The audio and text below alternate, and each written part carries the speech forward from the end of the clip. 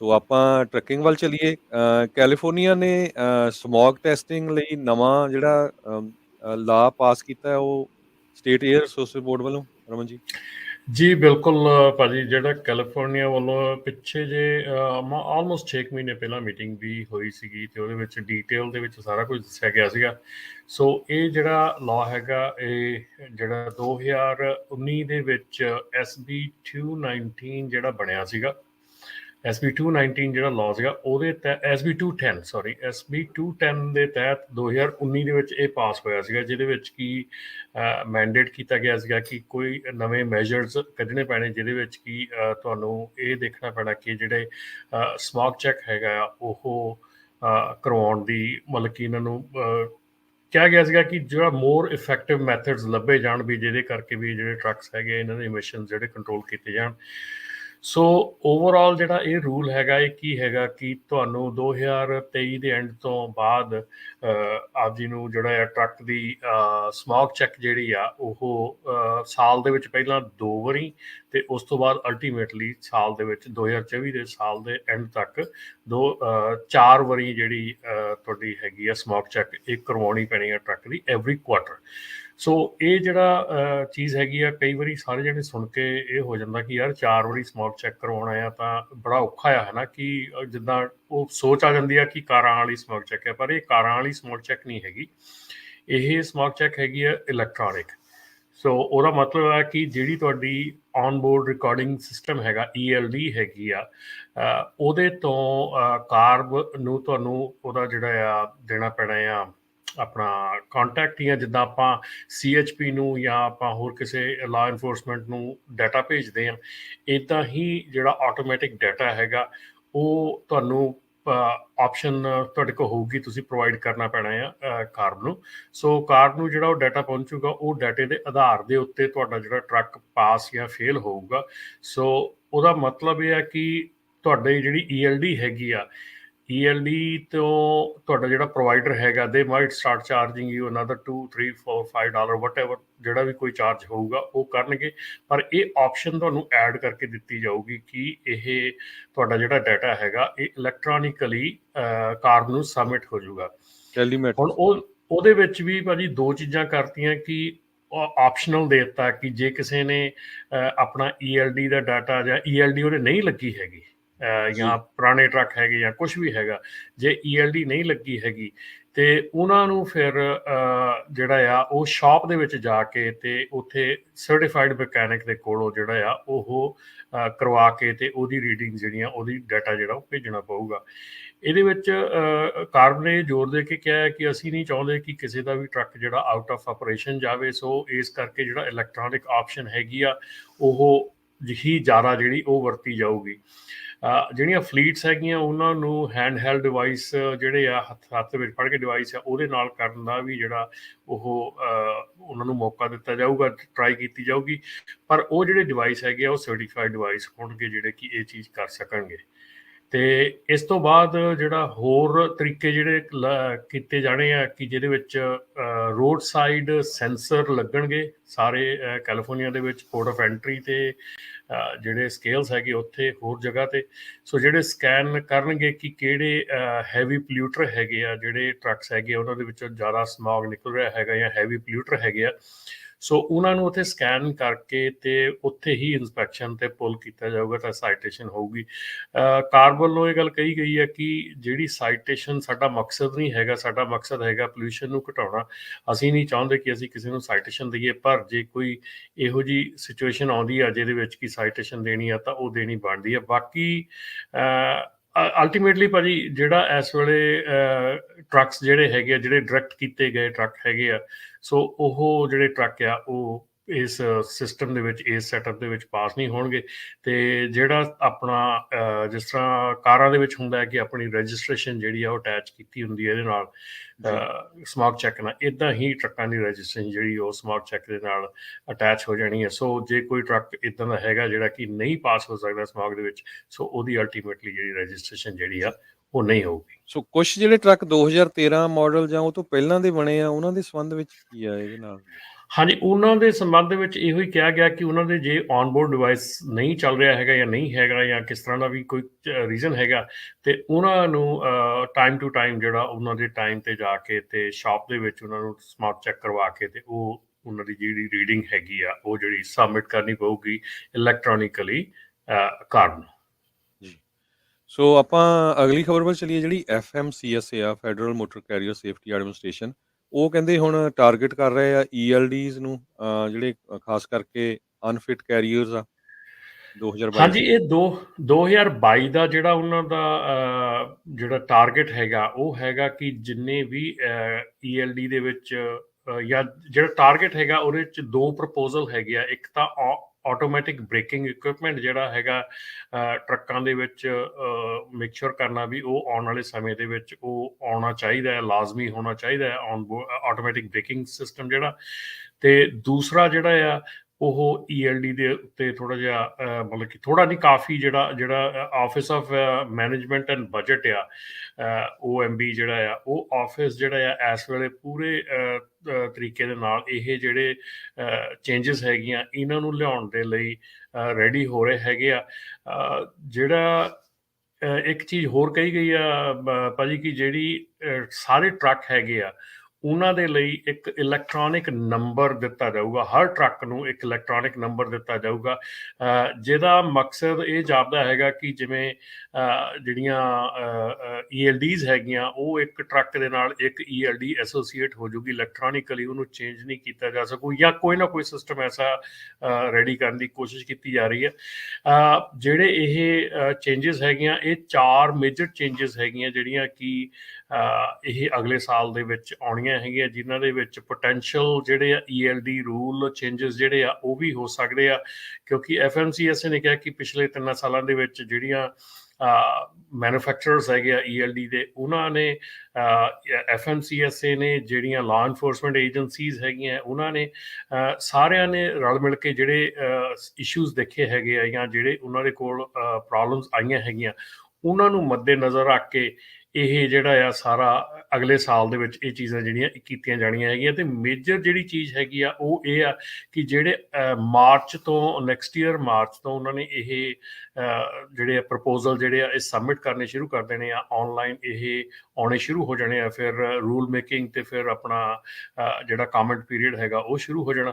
ਪਰ ਡੈਫੀਨੇਟਲੀ ਜਿਹੜਾ next year ਹੈਗਾ ਆ ਉਹਦੇ ਵਿੱਚ ਜਿੰਨੀਆਂ ਵੀ ELD ਰੂਲ ਚੇਂਜਸ ਹੋਈਆਂ ਆ 2016 ਤੋਂ ਲੈ ਕੇ 2019 ਤੱਕ, ਉਹਨਾਂ ਦੇ ਉੱਤੇ ਕਾਫੀ ਕਲੋਜ਼ਲੀ ਜਿਹੜਾ ਆ ਇਹ ਚੇਂਜਸ ਜਿਹੜੀਆਂ ਆਉਣ ਵਾਲੀਆਂ ਹੈਗੀਆਂ। ਔਰ ਡੈਫੀਨੇਟਲੀ ਜਿਹੜੇ ਅਨਫਿਟ ਕੈਰੀਅਰ ਹੈਗੇ ਆ ਉਹਨਾਂ ਨੂੰ ਮਾਰਚ 2022 ਤੋਂ ਬਾਅਦ ਜਿਹੜਾ ਹੈਗਾ ਆ, ਮਾਰਚ 2022 ਤੱਕ ਇਹਦਾ ਸ਼ੁਰੂ ਹੋਣ ਦੀ ਹੈਗੀ ਆ ਕਿ ਉਸ ਤੋਂ ਬਾਅਦ ਜਿਹੜੇ ਅਨਫਿਟ ਕੈਰੀਅਰਸ ਹੈਗੇ ਆ ਉਹਨਾਂ ਨੂੰ ਟੋਟਲੀ ਅਮਰੀਕਾ ਦੇ ਫਰੀਵੇਜ਼ ਤੋਂ ਰਿਮੂਵ ਕਰਨ ਦੀ ਗੱਲ ਜਿਹੜੀ ਉਹ ਕਹੀ ਗਈ ਆ। ਜੀ, ਸੋ ਬਿਲਕੁਲ ਇਹਦੇ ਨਾਲ national highway traffic safety administration ਵੀ ਜਿਹੜਾ ਇਨਵੋਲਵ ਹੈਗਾ, ਉਹ ਕਹਿੰਦੇ ਆ ਵੀ ਅਸੀਂ ਅਪ੍ਰੈਲ 2022 ਤੱਕ ਇਹ ਰੂਲ ਮੇਕਿੰਗ ਜਿਹੜਾ ਪ੍ਰਪੋਜ਼ਲ ਹੋਣਾ ਉਹਦੇ ਤੇ ਵਰਕਆਊਟ ਕਰਾਂਗੇ। ਸੋ ਇਹ ਮੇਜਰ ਇਸ਼ੂ ਆ ਸੇਫਟੀ ਦਾ ਜੀ, ਇਹਦੇ ਵਿੱਚ ਉਹ ਜਿਹੜਾ ਰੂਲ ਮੇਕਿੰਗ ਆ, ਜਿਹੜੇ ਚੇਂਜਸ ਆਉਣੀਆਂ ਉਹ ਡੈਫੀਨੇਟਲੀ ਮਾਰਚ ਤੋਂ ਬਾਅਦ ਉਹਨਾਂ ਨੇ ਪਬਲਿਸ਼ ਕਰਨੀਆਂ ਸ਼ੁਰੂ ਕਰ ਦੇਣੀਆਂ ਆ, ਕਮੈਂਟ ਪੀਰੀਅਡਸ ਹੋਣੇ ਸ਼ੁਰੂ ਹੋ ਜਾਣੇ ਆ। ਪਰ ਜਿਹੜੀ ਰਿਮੂਵਲ ਆਫ ਅਨਫਿਟ ਕੈਰੀਅਰ ਹੈਗਾ ਆ ਉਹ ਬਹੁਤ ਜਿਹੜਾ ਉਸ ਤੋਂ ਪਹਿਲਾਂ ਹੀ ਜਿਹੜਾ ਆ ਉਹ ਸ਼ੁਰੂ ਹੋ ਜਾਣਾ ਆ, ਕਿਉਂਕਿ ਉਹਦੇ ਵਿੱਚ ਜਿਹੜੀਆਂ ਇਸ਼ੂਜ਼ ਆ ਰਹੇ ਹੈਗੇ ਆ ਇਸ ਵੇਲੇ, ਆਪਾਂ ਨੂੰ ਵੀ ਸਾਰਿਆਂ ਨੂੰ ਪਤਾ ਹੈਗਾ, ਆਪਣੀ ਇੰਡਸਟਰੀ ਨੂੰ ਵੀ ਪਤਾ ਹੈਗਾ ਕਿ ਵਾਟ ਇਜ਼ ਗੋਇੰਗ ਔਨ, ਹੈ ਨਾ।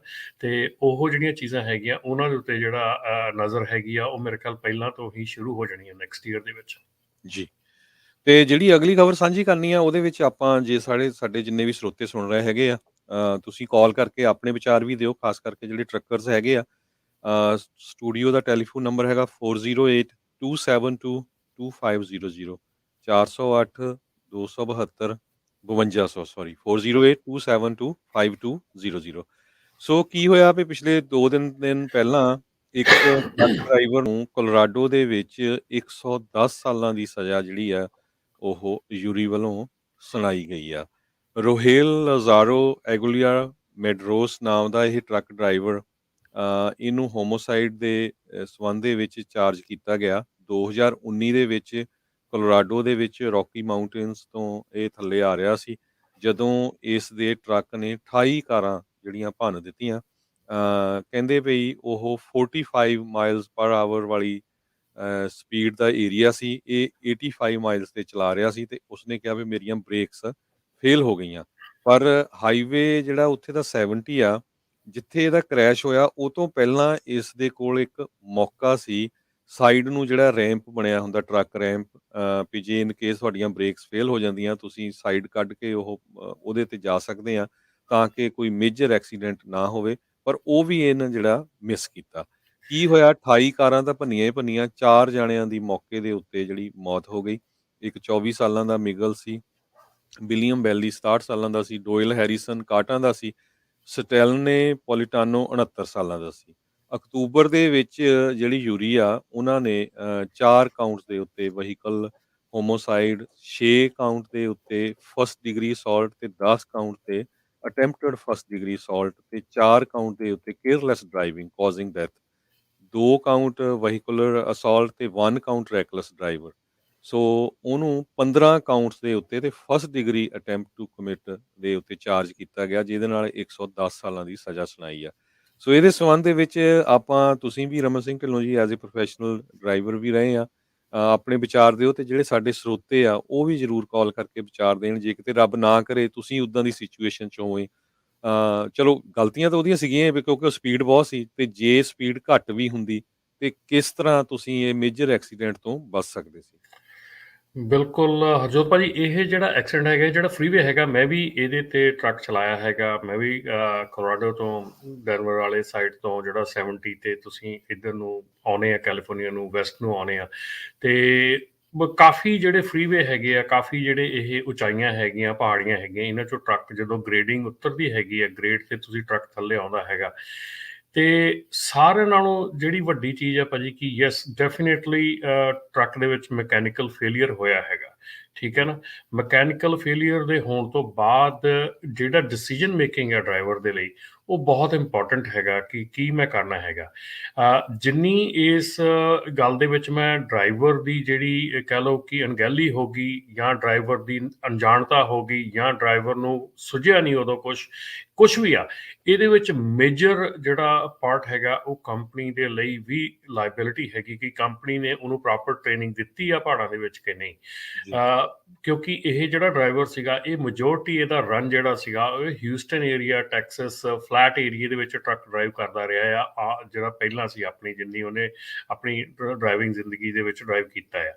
ਸੋ ਅਲਟੀਮੇਟਲੀ ਜਦੋਂ ਤੁਸੀਂ ਇੱਕ ਫਲੈਟ ਰੋਡਸ ਦੇ ਉੱਤੇ ਡਰਾਈਵ ਕਰਦਾ ਡਰਾਈਵਰ ਹੈਗਾ ਆ, ਔਰ ਉਹਨੂੰ ਇੱਕਦਮ ਤੁਸੀਂ ਪਹਾੜੀਆਂ ਦੇ ਵਿੱਚ ਭੇਜ ਦਿਓ, ਪਰ ਪਹਾੜੀਆਂ ਦੀ ਉਹਨੂੰ ਨੌਲੇਜ ਨਾ ਹੋਵੇ ਤੇ ਉਹਨੂੰ ਸਮਝ ਨਾ ਹੋਵੇ ਕਿ ਟਰੱਕ ਕਿਵੇਂ ਕੰਟਰੋਲ ਕਰਨਾ ਹੈਗਾ, ਤੁਸੀਂ ਡੈਫੀਨੇਟਲੀ ਉਹਦੇ ਕੋਲੋਂ ਇਹ ਚੀਜ਼ਾਂ ਐਕਸਪੈਕਟ ਕੀਤੀਆਂ ਜਾ ਸਕਦੀਆਂ, ਇਹ ਹੋ ਸਕਦੀਆਂ। ਔਰ ਇਹੀ ਚੀਜ਼ ਆ, ਇਹਦਾ ਸਾਰਿਆਂ ਨਾਲੋਂ ਵੱਡਾ ਇਲਾਜ ਭਾਜੀ, ਸਾਰਿਆਂ ਨਾਲੋਂ ਵੱਡਾ ਇਲਾਜ ਜਿਹੜਾ ਆ ਡਰਾਈਵਿੰਗ ਦੇ ਵਿੱਚ ਇਹੋ ਜਿਹੀ ਸਿਚੁਏਸ਼ਨ, ਇਹੋ ਜਿਹੀਆਂ ਸੜਕਾਂ ਤੇ ਥਾਂ ਤੇ ਇਹਦਾ ਇਲਾਜ ਲਿਖਿਆ ਆ। ਥਾਂ ਤੇ ਤੁਹਾਨੂੰ ਸਪੀਡ ਲਿਮਿਟ ਦੱਸੀ ਆ, ਥਾਂ ਤੇ ਤੁਹਾਨੂੰ ਇਹ ਦੱਸਿਆ ਕਿ ਜੇ ਤੁਹਾਡੇ ਟਰੱਕ ਦੀਆਂ ਬ੍ਰੇਕਾਂ ਫੇਲ ਹੋ ਜਾਂਦੀਆਂ, what you need to do, ਠੀਕ ਹੈ ਨਾ। ਤੁਸੀਂ ਜਿਹੜੇ ਰੈਂਪ ਬਣੇ ਆ, ਜਿਹੜੇ ਮਿੱਟੀ ਭਰੀ ਬਜਰੀ ਭਰੀ ਹੁੰਦੀ ਆ, ਉਹ ਰੈਂਪ ਇਸੇ ਕਰਕੇ ਬਣੇ ਆ। ਜਿਹੜੀ ਕਲੋਜ਼ਿੰਗ ਆਰਗੂਮੈਂਟ ਸੀ ਉਹਦੇ ਵਿੱਚ ਇਹ ਵੀ ਕਿਹਾ ਗਿਆ ਕਿ ਹੋ ਸਕਦਾ ਆ ਕਿ ਉਹਨੂੰ ਡਰ ਪੈਦਾ ਹੋ ਗਿਆ ਹੋਵੇ ਵੀ ਜੇ ਉਹ ਰੈਂਪ ਤੇ ਕੱਢੂਗਾ ਤੇ ਉਹ ਸ਼ਾਇਦ ਹੋ ਸਕਦਾ ਇਕੱਲਾ ਹੀ ਉਹਦੀ ਡੈਥ ਹੋ ਜਾਵੇ ਜਾਂ ਕੁਛ ਇੱਦਾਂ ਦਾ ਹੋ ਜਾਵੇ, ਠੀਕ ਹੈ ਨਾ। ਪਰ ਅਗੇਨ ਉਸ ਮਾਈਂਡਸੈਟ ਤੇ ਉਸ ਟਾਈਮ ਤੇ ਉਹਨੂੰ ਪ੍ਰੋਪਰ ਟ੍ਰੇਨਿੰਗ, ਕਿਉਂਕਿ ਜਿਹੜਾ ਇਹ ਸਪਲਿਟ ਸੈਕਿੰਡ ਡਿਸੀਜਨ ਹੁੰਦਾ ਨਾ, ਇਹਦੇ ਵਿੱਚ ਪ੍ਰੋਪਰ ਟ੍ਰੇਨਿੰਗ, ਪ੍ਰੋਪਰ ਟਾਈਮ ਤੇ ਜਿਹੜਾ ਆ ਉਹ ਚੀਜ਼ਾਂ ਜਿਹੜੀਆਂ ਆ ਉਹ ਕਰਨੀਆਂ ਜ਼ਰੂਰੀ ਆ। ਔਰ ਇਸ ਵੇਲੇ ਬਹੁਤ ਸਾਰੀਆਂ ਕੰਪਨੀਆਂ ਜਿਹੜੀਆਂ ਸੁਣ ਰਹੀਆਂ ਹੋਣਗੀਆਂ, ਸ਼ਾਇਦ ਮੇਰੇ ਇਸ ਵਿਚਾਰ ਦੇ ਨਾਲ ਉਹਨਾਂ ਦੇ ਮਨ ਚ ਆਊਗਾ ਕਿ ਸ਼ਾਇਦ ਮੈਂ ਕੰਪਨੀਆਂ ਦੇ ਉੱਤੇ ਉਂਗਲ ਚੁੱਕਦਾ, ਪਰ ਨਹੀਂ, ਇਹ ਰਿਸਪੌਂਸਿਬਿਲਿਟੀ ਆ, ਇਹ ਟਾਈਮ ਆ ਜਿੱਥੇ ਤੁਹਾਨੂੰ ਇਹ ਸੋਚਣਾ ਪੈਣਾ ਕਿ ਤੁਸੀਂ ਕਿਸੇ ਨੂੰ 80,000 ਪਾਉਂਡ ਦਾ ਟਰੱਕ ਦੇ ਕੇ ਸੜਕ ਤੇ ਤੁਰਨ ਲੱਗੇ ਆ। ਤੁਹਾਡੀ ਰਿਸਪੌਂਸਿਬਿਲਿਟੀ ਵੀ ਓਨੀ ਆ ਕਿ ਮੇਕ ਸ਼ੋਰ ਕਰਨਾ ਕਿ ਉਹਨੂੰ ਸਾਰੇ ਪ੍ਰੋਪਰ ਜਾਣਕਾਰੀ ਹੈਗੀ ਆ। ਹਰਜੋਤ ਭਾਜੀ, ਅੱਜ ਕੱਲ੍ਹ ਬਹੁਤ ਔਨਲਾਈਨ ਕੋਰਸਿਸ ਜਿਹੜੇ ਆ ਉਹ ਸ਼ੁਰੂ ਹੋ ਚੁੱਕੇ ਆ ਕਿ ਜਿੱਥੇ ਤੁਸੀਂ ਆਪਣੇ ਡਰਾਈਵਰ ਨੂੰ ਓਰੀਐਂਟੇਸ਼ਨ ਦੇ ਵਿੱਚ, ਜਦੋਂ ਤੁਸੀਂ ਡਰਾਈਵਰ ਹਾਇਰ ਕਰਦੇ ਆ, ਉਦੋਂ ਤੁਸੀਂ ਡਰਾਈਵਰ ਨੂੰ ਕਹਿ ਸਕਦੇ ਆ ਕਿ ਆਹ ਟੈਸਟ ਜਿਹੜੇ ਆ ਅਸੀਂ ਮਾਊਂਟੇਨਸ ਚੱਲਦੇ ਹੈਗੇ ਆ, ਤੈਨੂੰ ਆਹ ਡਿਫੈਂਸਿਵ ਡਰਾਈਵਿੰਗ ਦਾ ਟੈਸਟ ਜਿਹੜਾ ਇਹ ਲੈਣਾ ਪੈਣਾ, ਪਾਸ ਕਰਨਾ ਪੈਣਾ। ਮਤਲਬ ਕਹਿਣ ਦਾ ਕਿ ਜਦੋਂ ਉਹ ਐਟਲੀਸਟ ਟੈਸਟ 3 ਘੰਟੇ ਦਾ ਲਊਗਾ, ਪੜ੍ਹਾਈ ਕਰੂਗਾ, ਉਹਦੇ ਵਿੱਚੋਂ ਥਰੂ ਹੋਊਗਾ, ਐਟਲੀਸਟ ਕਿਸੇ ਨਾ ਕਿਸੇ ਮੌਕੇ ਤੇ ਉਹਨੂੰ ਉਹ ਚੀਜ਼ ਯਾਦ ਆ ਸਕਦੀ, ਉਹਨੂੰ ਸਮਝ ਆ ਸਕਦੀ ਵੀ ਮੈਂ ਪੜ੍ਹਿਆ ਸੀਗਾ ਜਾਂ ਮੈਂ ਸੋਚਿਆ ਸੀ, ਮੈਂ ਸਮਝਿਆ ਸੀ।